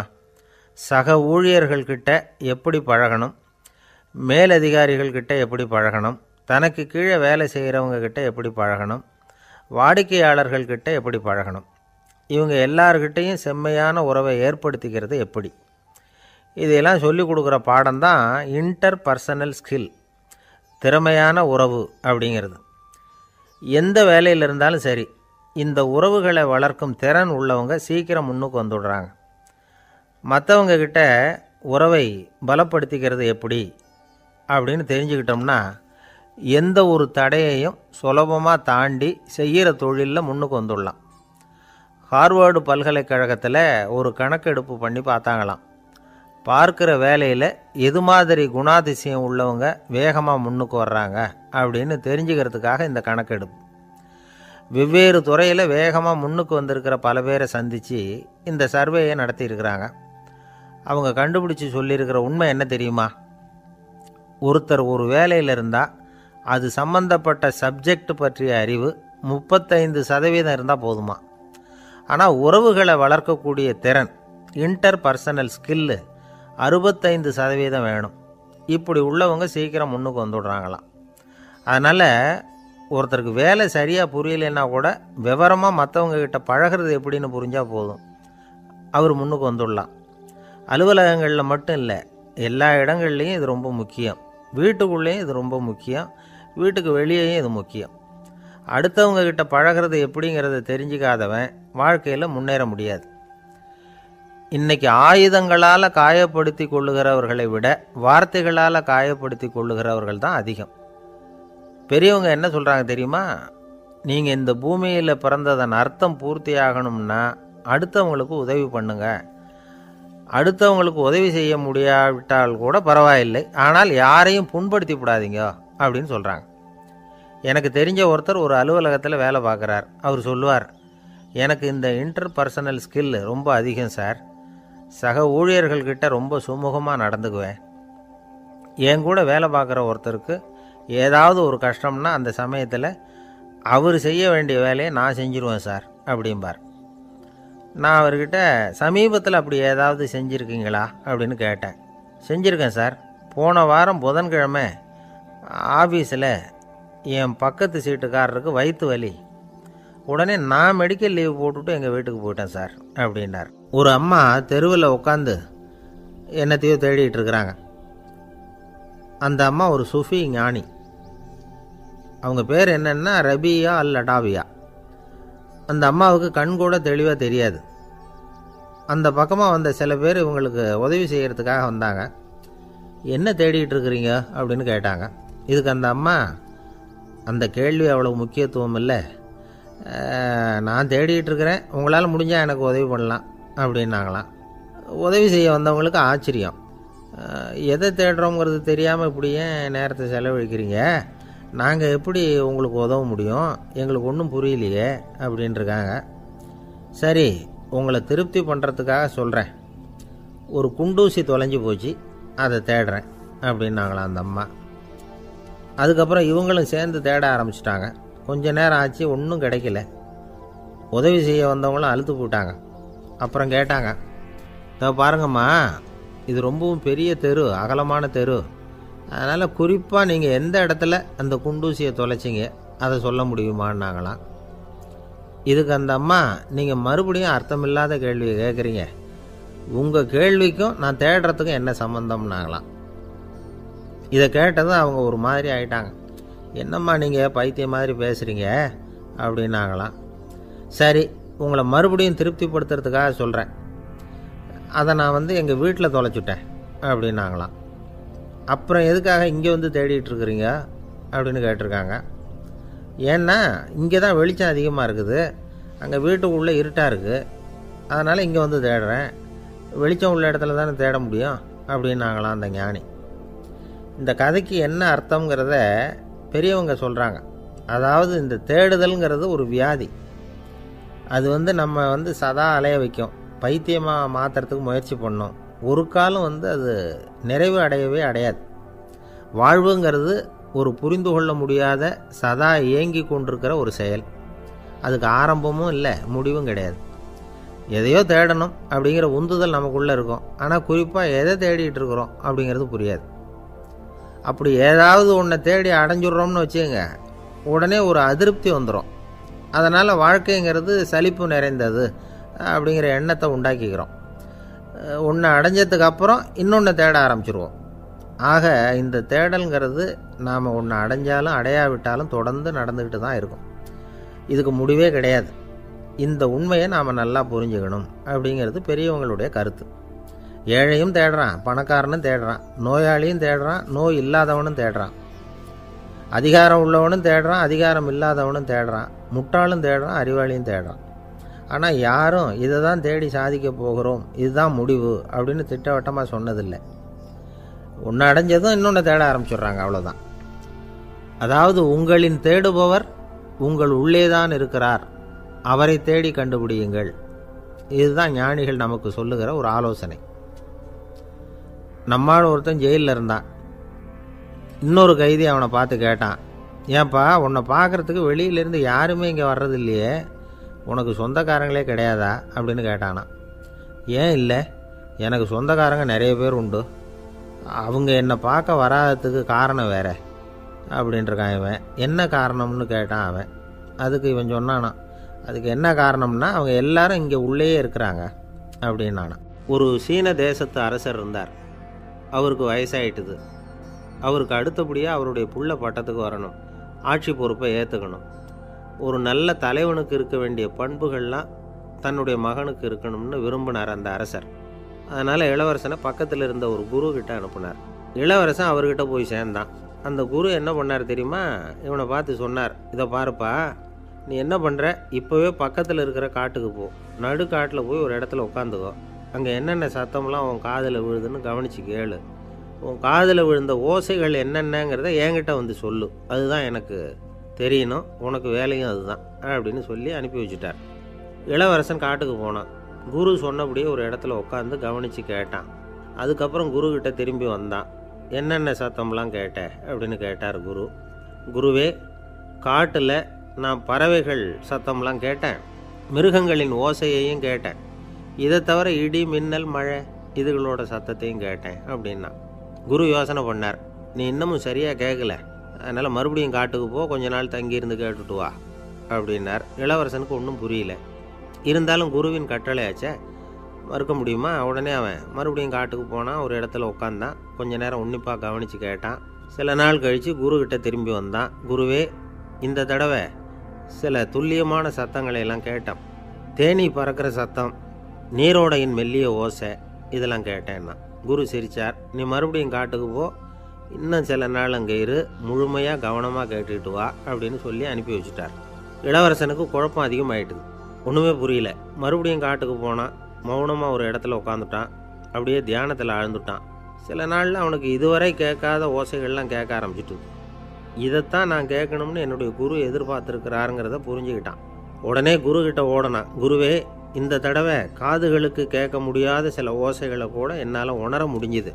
பூ மலருகிற ஓசை, சூரியனால் பூமி சூடாகிறப்போ எழுகிற ஓசை, காலை பனித்துளி இந்த புல்லுலாம் குடிக்கிற ஓசை, இது எல்லாம் என்னால் நல்லா கேட்க முடிஞ்சுது அப்படின்னா. குருவுக்கு இப்போ தான் திருப்தி ஏற்பட்டு தான். இளவரசனை பார்த்து சொன்னார், இதை பாருப்பா, இப்போ தான் நாட்டை ஆளுகிற தகுதி உனக்கு வந்திருக்குது அப்படின்னு சொல்லி அதுக்கு விளக்கமும் கொடுத்தாராம். எந்த அரசன் தன்னுடைய மக்களின் எதையும் பேசுகிற மௌன மொழியை மௌன வார்த்தைகளை கேட்குறானோ அவன்தான் ஆள தகுதி உள்ளவன்.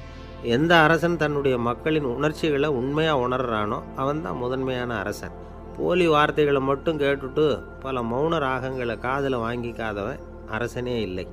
எந்த நாட்டில் எப்போ ஒரு அரசன் தன்னுடைய மக்களின் உணர்ச்சிகளை கேட்க மறுக்கிறானோ அன்னையிலேருந்தே அந்த நாடு அழிய தொடங்குது அப்படின்னு அர்த்தம். இதுதான் அந்த குரு இளவரசனுக்கு போதிச்சது. வாயால் பேசுகிறத மட்டும் கேட்டு ஏமாறக்கூடாது, உணர்ச்சிகளையும் கேட்குறதுல தான் மனப்பக்குவம் உண்டாகும். மக்கள் உணர்ச்சிகளை புரிந்து கொள்ளாத அரசர்கள் நீடிச்சிருக்க முடியாது. அது மாதிரி நாடுகளில் அடிக்கடி குழப்பம் தான் உண்டாகும். அப்படி இருந்தால் அடிக்கடி ஆட்சி மாறிக்கிட்டு இருக்கும். அப்படிப்பட்ட ஒரு தேசம், அங்கே ஒரு சிறைச்சாலையில் 3 கைதிகள் பேசிக்கிட்டு இருந்தாங்க. ஒருத்தன் சொன்னான், நான் இந்த நாட்டு ராஜாவை எதிர்த்து பேசிக்கிட்டு இருந்தேன், அதனால் என்னை பிடிச்சி கொண்டாந்து இங்கே போட்டுவிட்டாங்க அப்படின்னா ஒருத்தன். இன்னொருத்தன் சொன்னான், நான் இந்த நாட்டு ராஜாவை ஆதரித்து பேசிக்கிட்டு இருந்தேன், அதனால் என்னை பிடிச்சி கொண்டாந்து இங்கே தள்ளிவிட்டாங்க அப்படின்னா.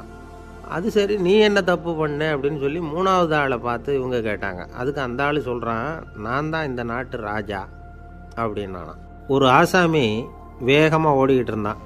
ஏன் இப்படி ஓடுறேன்னு கேட்டார் இன்னொருத்தர். அங்கே ஒரு ஆள் அடிபட்டு கிடக்கிறான், அதை பார்த்தேன், உடனே ஓடுறேன்னா. எங்கேன்னு கேட்டார். ஆஸ்பத்திரிக்குன்னா. ஒரு ஆள் அடிபட்டு கிடக்கிறத பார்த்தா உடனடியாக நாம் செய்ய வேண்டியது முதல் உதவி, அதுக்கப்புறம் தான் ஆஸ்பத்திரி. இன்றைக்கி விபத்துங்கிறது சர்வசாதாரணமாக நடந்துக்கிட்டு இருக்குது. வாகன விபத்து, வெடிகுண்டு விபத்து, தீ விபத்து, கட்டடம் சரியறது, பூகம்பம், இப்படி நிறைய நடக்குது. ஒரு விபத்தை பார்த்துட்டா நம்மளில் பல பேர் நமக்கு என்னத்துக்கு வம்புன்னு ஒதுங்கி போயிடுறதும் உண்டு. சில பேர் துணிஞ்சு கிட்ட போய் உதவி செய்கிறதும் உண்டு. அப்படி உதவி செய்ய நினைக்கிறவங்களுக்கு உபயோகப்படுற தகவல் இது. விபத்தில் காயமடைஞ்சவங்களை 3 பிரிவாக பிரிக்கலாமா.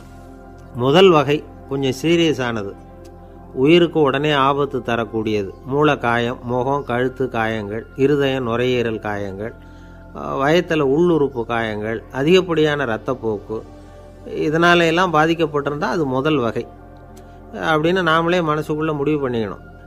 இவங்களுக்கெல்லாம் உடனடியாக முதல் உதவி கொடுக்கணும். தாமதப்படுத்தாமல் ஆஸ்பத்திரிக்கு கொண்டுகிட்டு போயிடணும். இப்படி கொஞ்சம் எச்சரிக்கையாக நடந்துக்கிட்டால் அவங்களில் பல பேரை காப்பாற்றிக்கொள்ளலாம். 2வது வகை எப்படின்னா, முதல் உதவி விரைவாக கிடைச்சா உயிர் பிழைக்கக்கூடிய மார்பு காயங்கள், கைகால் எலும்பு முறிவு, இடுப்பு முதுகெலும்பு காயம், சீரான இரத்த சேதம், இப்படிப்பட்டவங்களை 2வது வகையாக பிரிக்கணும். ஆபத்து இல்லாத சிராய்ப்புகள், சிறு காயங்கள், இரத்த உறைவுகள், இதனால் பாதிக்கப்படுறவங்க 3வது வகை.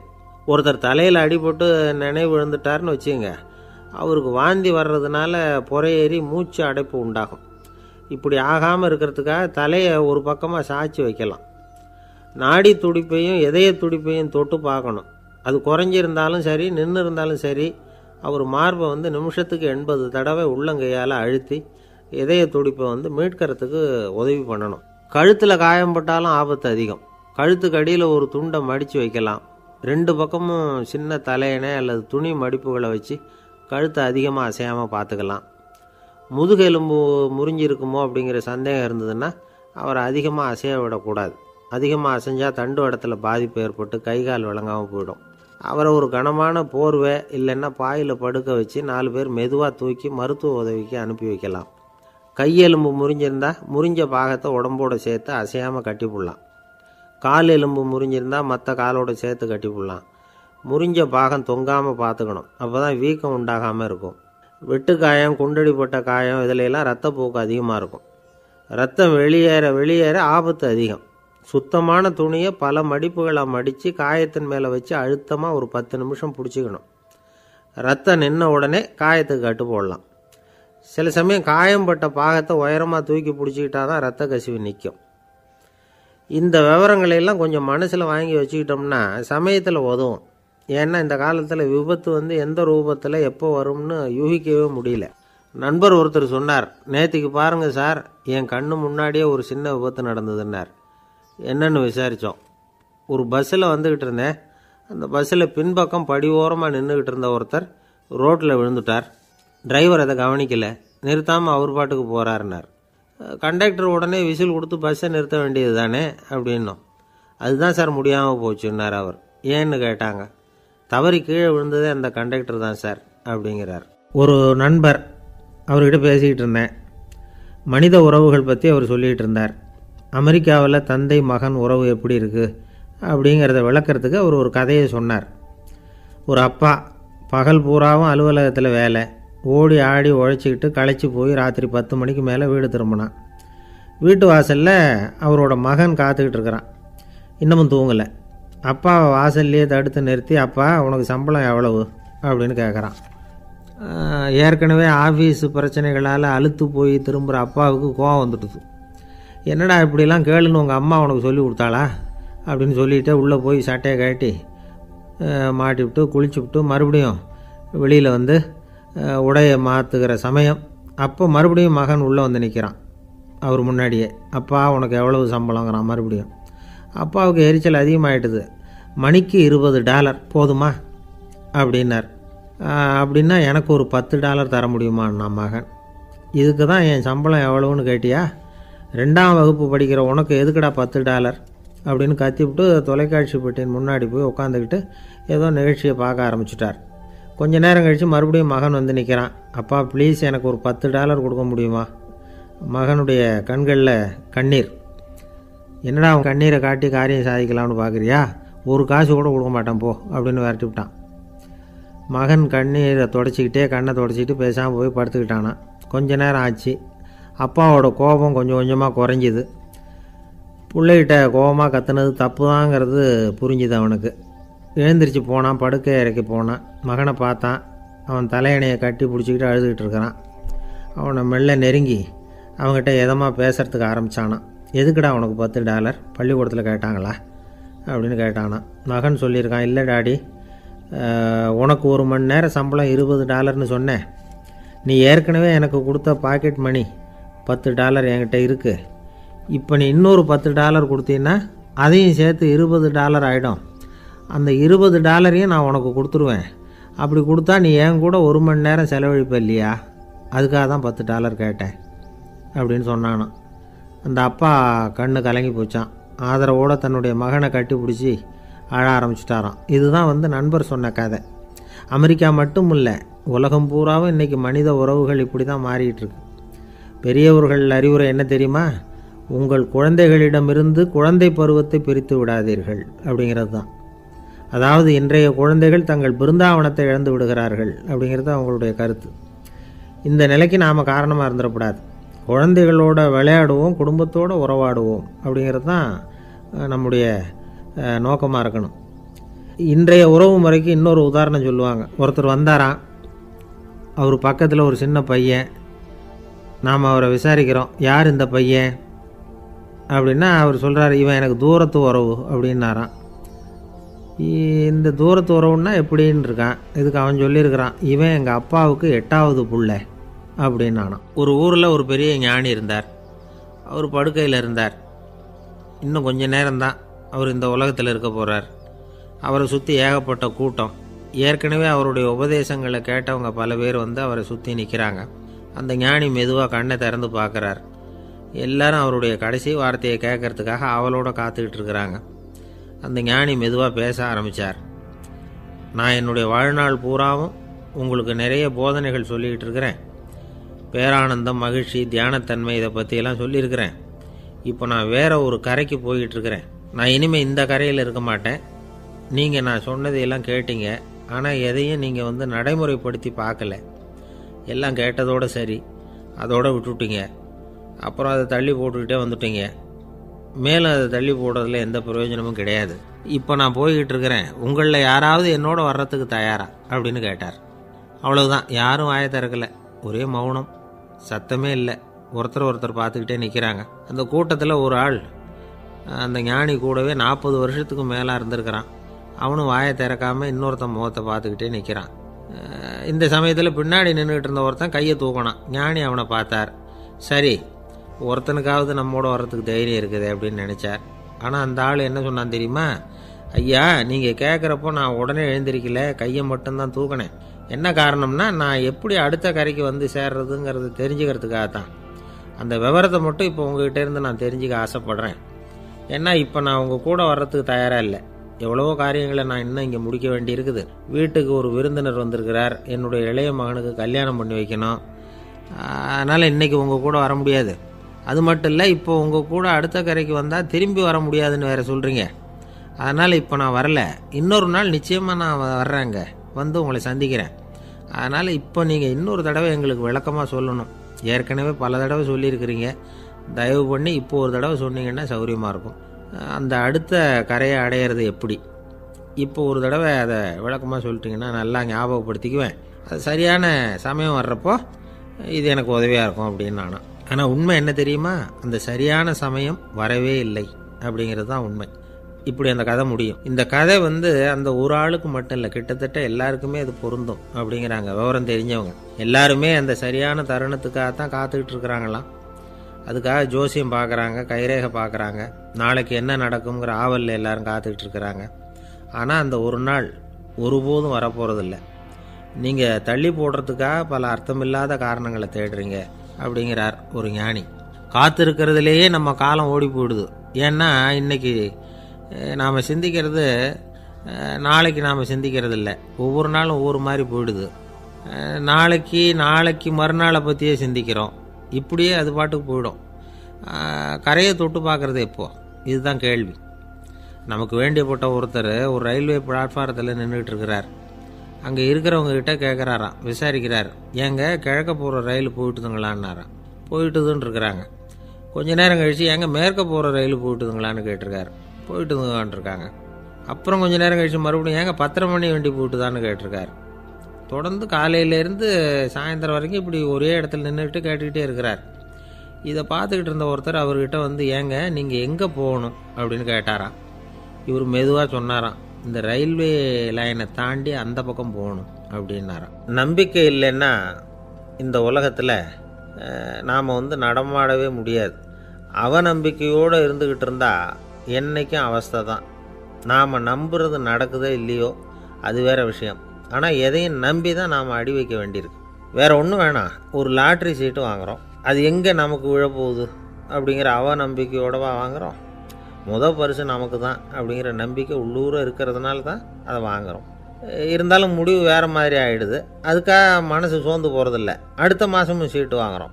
இந்த நம்பிக்கை தான் மனித வாழ்க்கைக்கு ஆதாரம். ஒரு கடையில் போய் டீ சாப்பிட்றீங்க, அந்த டீ நல்ல டீ தானா, அதில் விஷம் கலந்துருக்குமா அப்படிங்கிற சந்தேகம் வந்துட்டுதுன்னு வச்சுங்க. அதுக்கப்புறம் அதை எப்படி நீங்கள் சாப்பிட முடியும்? நம்பி தான் சாப்பிட்ணும். ரயில் ஒழுங்காக போய் சேருங்கிற நம்பிக்கை இருக்கிறதுனால தான் அதில் ஏறி உட்காடுறோம். லெட்டர் ஒழுங்காக போய் சேருங்கிற நம்பிக்கை இருக்கிறதுனால தான் பெட்டியில் போடுறோம். சரி, நம்ம கதையெல்லாம் நம்மளோட இருக்கட்டும். மனித நம்பிக்கை எந்த அளவுக்கு உறுதியாகவும் அறிவுபூர்வமாகவும் இருக்கணுங்கிறதுக்கு அலெக்சாண்டர் வாழ்க்கையில் நடந்த ஒரு சம்பவத்தை உதாரணமாக சொல்லலாம். இந்த உலகத்தையே ஜெயிக்கணும்னு புறப்பட்டார் அலெக்சாண்டர். ஒரு கட்டத்தில் அவர் சிட்னஸ் நதி கரைக்கு சேர்ந்தார். அந்த சமயத்தில் அவருக்கு கடுமையான நோய் வந்துட்டுது. அவர் கூடவே வந்திருந்த கிரேக்க வைத்தியர்கள் என்னென்னமோ முயற்சியெல்லாம் பண்ணி பார்த்தாங்க. இருந்தாலும் அலெக்சாண்டருக்கு வந்திருக்கிறது என்ன நோய்ங்கிறத அவங்களால கண்டுபிடிக்க முடியல. ஏன்னா அந்த பகுதியில் உள்ளவங்களுக்கு மட்டுமே அதிகமாக வரக்கூடிய ஒரு வினோதமான நோயாக இருந்தது அது. ஆனால் அவர் இருக்கிற இடம் எதிரியோட இடம், பாரசீக மன்னனோட ஆளுகைக்கு உட்பட்ட இடம். என்ன பண்ணுறது அப்படின்னு எல்லாரும் யோசனை பண்ணாங்க. பாரசீக மன்னனோட அரண்மனையில் இருக்கிற வைத்தியர் வந்தால் இந்த நோயை குணப்படுத்தி விடுவார் அப்படின்னு சொன்னாங்க. இருந்தாலும் எதிரியோட நாட்டில் இருக்கிற வைத்தியரை கூப்பிட்டு எப்படி நம்பி வைத்தியம் பார்க்க சொல்கிறது அப்படின்னு சொல்லி எல்லோரும் தயங்கினாங்க. ஆனால் அலெக்சாண்டர் தயங்கலை. பரவாயில்ல, அழைச்சிட்டு வாங்கன்னு விட்டார். உடனே அவரை போய் அழைச்சிட்டு வந்துட்டாங்க. அவர் வந்தார். அலெக்சாண்டர் உடம்பை பரிசோதனை பண்ணி பார்த்தார். சரி, இதை குணப்படுத்தி விடலாம், பயப்பட வேண்டியதில்லை. ஆனால் இதுக்கு ஒரு மூலிகை ரசம் தயார் பண்ணி கொடுக்கணும். நான் போய் அதை தயார் பண்ணிவிட்டு 2 நாளில் திரும்பி வந்துடுறேன் அப்படின்னு சொல்லிவிட்டு போனார் அந்த வைத்தியர். அதே மாதிரி 2 நாளில் திரும்பி வந்தார் மூலிகை ரசத்தோட. இதுக்கு இடையில் அலெக்சாண்டரோட தளபதிகளில் ஒருத்தர் ரகசியமாக ஒரு எச்சரிக்கை கடிதம் கொடுத்து அனுப்பியிருக்கிறான். அதை வாங்கி என்ன விஷயம்னு பார்த்தார். இப்போ உங்ககிட்ட வந்திருக்கிற எதிரி நாட்டு வைத்தியரை நம்பாதீங்க, அவன் கொண்டுகிட்டு வந்திருக்கிற மூலிகை ரசத்தில் விஷம் கலந்துருக்குது அப்படின்னு அதில் எழுதியிருக்கு. அதை பார்த்தார் அலெக்சாண்டர். இருந்தாலும் கொஞ்சம் கூட அலட்டிக்கலை. வைத்தியர் கொடுத்த மருந்தை வாங்கி கடகடன்னு குடிச்சுட்டு அதுக்கப்புறம் அந்த கடிதத்தில் இருந்த விஷயத்தை அந்த வைத்தியர்கிட்ட சொன்னார். வைத்தியர் தகைச்சு போயிட்டார். தன் மேலே அலெக்சாண்டர் வச்சிருக்கிற நம்பிக்கையை பார்த்து அவருக்கு ரொம்ப வியப்பு. வைத்தியர் உண்மையிலேயே நல்ல மருந்து தான் கொண்டுகிட்டு கொடுத்துருக்கிறார், அதில் விஷம்லாம் எதுவும் கலக்கலை. அதுக்கப்புறம் அலெக்சாண்டர் அந்த வைத்தியரை பார்த்து சொன்னாராம், நம்பிக்கைங்கிற அச்சாணியை ஆதாரமாக வச்சுக்கிட்டு தான் இந்த உலகம் சுற்றிக்கிட்டு இருக்குது. எனக்கு எதிரியாக இருந்தாலும் பாரசீக மன்னர் ரொம்ப பெரியவர். அப்பேற்பட்ட மன்னருடைய அரண்மனை வைத்தியர் தொழில் நேர்மை இல்லாதவராக இருக்க முடியாது, இருக்க மாட்டார். அப்படி இருந்தால் அவரை அரண்மனை வைத்தியராக வச்சிருக்கவே மாட்டாங்க அப்படின்னு நம்பினேன். என்னுடைய நம்பிக்கை வீண் போகலை அப்படின்னாராம். இதுதான் மானுட நம்பிக்கைங்கிறது. இந்த காலத்துலேயும் இது மாதிரி இந்த மானுட நம்பிக்கையை ரொம்பவும் சாமர்த்தியமாக கையாளுகிற கெட்டிக்காரங்க சில பேர் இருக்கிறாங்க. இந்த காலத்து குரு, அவருக்கு ஒரு சிஷ்யன். குரு முன்னாடி அந்த சிஷ்யன் ரொம்ப பணிவாக நின்று, குருவே, உங்கள் கையால் விஷத்தை கொடுத்தாலும் அதை வாங்கி மடமடன்னு குடிச்சிருவேன் அப்படின்னா. உன்னுடைய குரு பக்தியை மெச்சினேன் அப்படின்னார் குரு. அதுக்கு அந்த சிஷ்யன், அப்படி இல்லை குருவே, உங்ககிட்ட சிஷ்யனாக இருக்கிறத விட உங்கள் கையால் விஷத்தை வாங்கி குடிச்சு விடுறது ரொம்ப நல்லது, அதனால தான் அப்படி சொன்னேன் அப்படின்னா. ஒரு தீக்குச்சி தீப்பெட்டியை பார்த்து கேட்டுதான், நாம் 2 பேரும் தானே உரசிக்கிறோம், ஆனால் நான் மட்டும் தீப்பிடிச்சி எரிஞ்சு போகிறேன், நீ அப்படியே இருக்கிறியே அப்படின்னு தான். அதுக்கு தீப்பெட்டி சொல்லியிருக்குது, உனக்கு தலையில் கணம் இருக்குது அதனால் அழிஞ்சு போகிற அப்படின்னு தான். எப்படி இருக்குது பாருங்கள் இந்த பதில். தலையில் கணம் உள்ளவங்க யாருமே சரியாக இருக்க முடியாது. எவ்வளவு பெரியவங்களாக இருந்தாலும் சரி, ரொம்ப கஷ்டம்தான் அது. கர்வங்கிறது கூடவே கூடாது. இதை விளக்கிறதுக்கு மகான் ஒருத்தர் ஒரு சம்பவத்தை சொல்கிறார். அர்ஜுனன் தீர்த்த யாத்திரை பண்ணானா. அப்போது தென்னிந்தியாவுக்கு வந்திருக்கிறான். ராமேஸ்வரத்துக்கு போனப்போ அங்கே இலங்கைக்கு கல்லுலாம் அடுக்கி போடப்பட்டிருந்த பாலத்தை பார்த்தானா. ஒரு சின்ன குரங்கு அதுக்கு பக்கத்தில் விளையாடிக்கிட்டு இருந்திருக்கு. அதை பார்த்துட்டு அர்ஜுனன் சிரிச்சிருக்கான். ஏன் சிரிக்கிறேன்னு கேட்டிருக்கு அந்த குரங்கு. ராமன் மிகச்சிறந்த வில் வீரன். அப்படி இருக்கிறப்போ அவன் இலங்கைக்கு அம்புகளாலேயே ஒரு பாலம் கட்டியிருக்கலாம். அதை விட்டுட்டு போயும் உன்ன மாதிரி குரங்குகளை துணையாக வச்சுக்கிட்டு இப்படி ஒரு கருங்கல் பாலத்தை கட்டியிருக்கிறானே அப்படின்னு நானா. அம்புகளால் பாலம் கட்ட முடியுமா அப்படின்னு கேட்டு தான் குரங்கு. ஏன் முடியாது, என்னால் முடியுமேன்னு இருக்கான் அர்ஜுனன். அம்பால் பாலம் கட்டலாம், இருந்தாலும் என்ன மாதிரி குரங்குகள் ஏறி நடந்தா அது தாங்குமா? அதனால தான் ராமர் கருங்கல் பாலமே கட்டினார் அப்படின்றது குரங்கு சொல்லிச்சான். அப்படியே சொல்கிற, நான் வேணும்னா இப்போ அம்புகளாலேயே ஒரு பாலத்தை கட்டுறேன், நீ அது மேலே ஏறி நடந்து பார். பாலம் விழுந்துட்டுதுன்னா நான் தீ மூட்டி அதில் குதித்து உயிர் தியாகம் பண்ணி விட்றேன் அப்படின்னு நான் ரொம்ப கோபமாக. உடனே அந்த சின்ன குரங்கு பெரிய உருவம் எடுத்துட்டு தான் கையில் கதையோடு அர்ஜுனன் முன்னாடி நிற்கிறான் அனுமன். பார்த்தா, என்னுடைய தலைவர் ராமரையா இழிவாக பேசுகிற, நீ இப்போ பாலம் கட்டு, நான் என்னுடைய பலத்தை காட்டுறேன் அப்படின்னா அனுமன். அர்ஜுனன் தன்னுடைய காண்டிபத்தை எடுக்கிறான், சரமாரியாக அம்புகளை விடுறான். அதெல்லாம் ஒன்றோட ஒன்று கோத்துக்கிட்டு அப்படியே பாலம் மாதிரி நிற்கிது. அர்ஜுனன் தலை நிமிர்ந்து நின்னான். அனுமன் உயர கிளம்பி அங்கேருந்து பாலத்தில் பொத்துன்னு இறங்கினான். பாலம் அப்படியே நொறுங்கி போச்சு தூள் தூளாக. என்ன அர்ஜுனா, இப்போ என்ன செய்ய போகிற அப்படின்னா ஏளனமா. அர்ஜுனன் தலையை தொங்க போட்டுக்கிட்டான். சொன்னபடி தீ மூட்டி அதில் குதிக்கிறதுக்காக 3 தடவை சுற்றி வந்தான். அப்போது கிருஷ்ணர் அங்கே வந்தார். என்ன அர்ஜுனா, என்ன நடக்குது, என்ன இது அப்படின்னு ஒன்றும் தெரியாத மாதிரி கேட்டார். அர்ஜுனன் வாயை திறக்கிறதுக்கு முன்னாடி அனுமன் வாயை திறந்தான், நடந்ததை சொன்னான். அர்ஜுனன் சவால் விட்டபடி உயிர் திறந்தே ஆகணும்னா அனுமன். கிருஷ்ணர் யோசனை பண்ணார். நல்லது, இந்த சவால் விட்டதுக்கும் நடந்ததுக்கும் யார் சாட்சி? பெரியவர் ஒருத்தரை சாட்சியாக வச்சுக்கிட்டல்லவா நீங்கள் இந்த போட்டியை நடத்தியிருக்கணும் அப்படின்னார். அதனால் என்ன, இப்போ மறுபடியும் அந்த போட்டியை நடத்திவிட்டா போச்சு, என்னால் அந்த அம்பு பாலத்தை நொறுக்க முடியாதா அப்படின்னா அனுமன். சரி, இப்போ மறுபடியும் அது நடக்கட்டும்னார் கிருஷ்ணர். அர்ஜுனன் அம்பு பாலம் அமைச்சான். அனுமன் ஏறி குதிச்சான். பாலம் அசைஞ்சு கொடுக்கவே இல்லை, அவ்வளோ உறுதியாக இருக்குது. இப்போ அனுமன் தலையை குனிஞ்சிக்கிட்டான். அர்ஜுனன் நன்றியோடு நிமிர்ந்து பார்த்தான். கிருஷ்ணருடைய தோள்கள்லேயும் முதுகள்லேயும் ரத்தம். என்ன சுவாமி, என்ன நடந்ததுன்னு நான் பதறி போய், உன் அம்பு பாலத்தை நான் தான் மூட்டு கொடுத்து தாங்கிக்கிட்டு இருந்தேன். அனுமன் குதித்தப்போ என் மேலே ஏற்பட்ட காயங்கள் இவை. பின்ன உன்னுடைய அம்பு பலத்தினாலேயா பாலம் நின்றுதுன்னு நினைக்கிற அப்படின்னாராம். முதல்ல அர்ஜுனன் அப்புறம் அனுமன் 2 பேருக்குமே கர்வ பங்கம் ஆகிட்டு தான். அதாவது அவங்கக்கிட்ட இருந்த கர்வம் போயிட்டுது. யாராக இருந்தாலும் கர்வம் கூடாதுங்கிறத இதிலேருந்து நாம் புரிஞ்சுக்கணும். இந்த காலத்தில் நாமெல்லாம் எந்த விஷயத்துக்கெல்லாம் கர்வப்பட்டுக்கிட்டு இருக்கோம் தெரியுமா? 2 பெண்கள் தங்களுடைய கணவன்மார்களை பற்றி ரொம்ப பெருமையாக பேசிக்கிட்டாங்களாம். அதில் ஒரு அம்மா சொல்லியிருக்கு, என் வீட்டுக்காரர்கிட்ட எந்த சப்ஜெக்ட் கொடுத்தாலும் சரி அந்த விஷயத்தை பற்றி அழகாக 1 மணி நேரம் பேசுவார் அப்படின்னாங்களாம். உடனே இன்னொரு அம்மா, அது என்ன பிரமாதம், என் வீட்டுக்காரருக்கு சப்ஜெக்டே தேவையில்லை, விஷயமே இல்லாமல் நாள் பூரா பேசிக்கிட்டு இருப்பார் அப்படின்னாங்களாம். ஒரு காடு, நல்ல மரம்லாம் செழிச்சு இருந்தது. அப்படிப்பட்ட காட்டில் ஒரு சாது இருந்தார். அவர் எப்படின்னா எப்பவும் ஒரு மரத்தடியில் உட்காந்துருப்பார். ஏன்னா அவருடைய இருப்பிடமே அதுதான். அவர் என்ன பண்ணுவார், 3 கல் வச்சுருந்தார். செங்கல் மாதிரி இருக்கும், ஆனால் அதை விட கொஞ்சம் பெருசாக இருக்கும். எதுக்கு அந்த 3 கல்லுன்னா அதுதான் அவருடைய படுக்கை. அதாவது தூங்குறப்ப ஒரு கல்லை தலைக்கு கீழே வச்சுக்குவார், இன்னொரு கல்லை இடுப்புக்கு கீழே வச்சுக்குவார், இன்னொரு கல்லை காலுக்கு கீழே வச்சுக்குவார். உடம்பை அப்படியே ஒரு தகட்டால் மூடிக்குவார். அப்படியே தூங்கி போடுவார். மழை பெய்யுதுன்னு வச்சுங்க, அவர் உடம்பு 3 கல் மேலே இருக்குதா, அதனால் தண்ணி அடியில் ஓடி போடும், உடம்பு நனையாது. மேலே தகடு இருக்கிறதுனால மழையும் உடம்புல படாது. அவர் தூக்கமும் கெடாது, நிம்மதியாக தூங்குவார். பகலில் அந்த 3 கல்லையும் ஒரு சேர ஒரு அடுப்பு மாதிரி வச்சு அது மேலே உட்காந்துக்குவார். அதனால் பாம்பு பூச்சி எதுவும் அவரை தொந்தரவு பண்ணுறதில்ல. அது பாட்டுக்கு நடந்து போயிடும். அவர் பாட்டுக்கு நிம்மதியாக இருப்பார். யாராவது எதையாவது கொண்டுகிட்டு கொடுத்தா அதை வாங்கி சாப்பிடுவார், அவ்வளவுதான். ஒரு நாள் அந்த நாட்டு அரசன் காட்டுக்கு வேட்டையாட வந்தான்.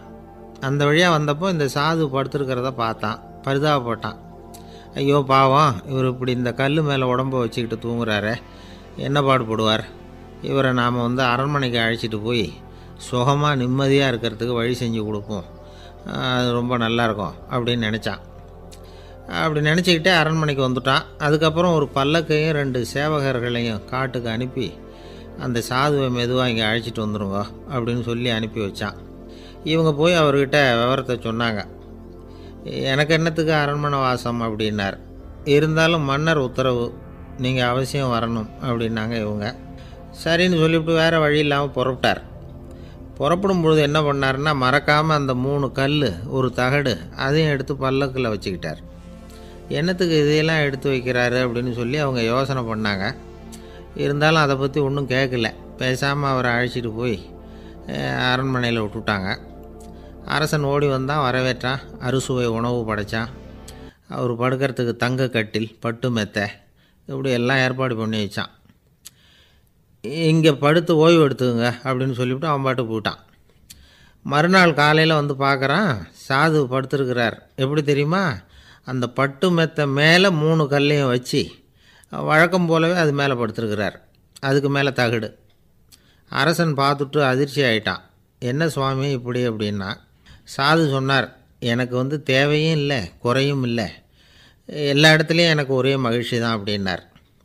மகிழ்ச்சிங்கிறது தங்க கட்டிலேயோ பட்டு மெத்தையிலேயோ இல்லை, அது மனசில் இருக்கிற ஒரு விஷயம். உண்மையான மகிழ்ச்சிக்கு வழி மனப்பக்குவம் அப்படிங்கிறது அந்த அரசனுக்கு புரிஞ்சுதான். இந்த காலத்தில் ஒரு சாமியார், அவரை தேடி ஒரு சீடன் வந்தான். என்னாச்சு தெரியுமா, சுவாமி எனக்கு நிம்மதி வேணும், அதுக்கு என்ன வழின்னு கேட்டான். சாமியார் நிமிர்ந்து பார்த்தார். அப்புறம் சொன்னார், நீ ஏகப்பட்ட பேர்கிட்ட கடன் வாங்கியிருக்கிற, அதையெல்லாம் திருப்பி கொடுத்தா தான் உனக்கு நிம்மதி கிடைக்கும்னார். இவனுக்கு ஆச்சரியம். அது எப்படி சாமி, அவ்வளவு கரெக்டாக நான் கடன் வாங்கினதை கண்டுபிடிச்சிங்க அப்படின்னா. உனக்கு கடன் கொடுத்து சாமியாராக போனதே நான் தான்ப்பா, அதனால தான் இந்த கதிக்கு வந்தேன்.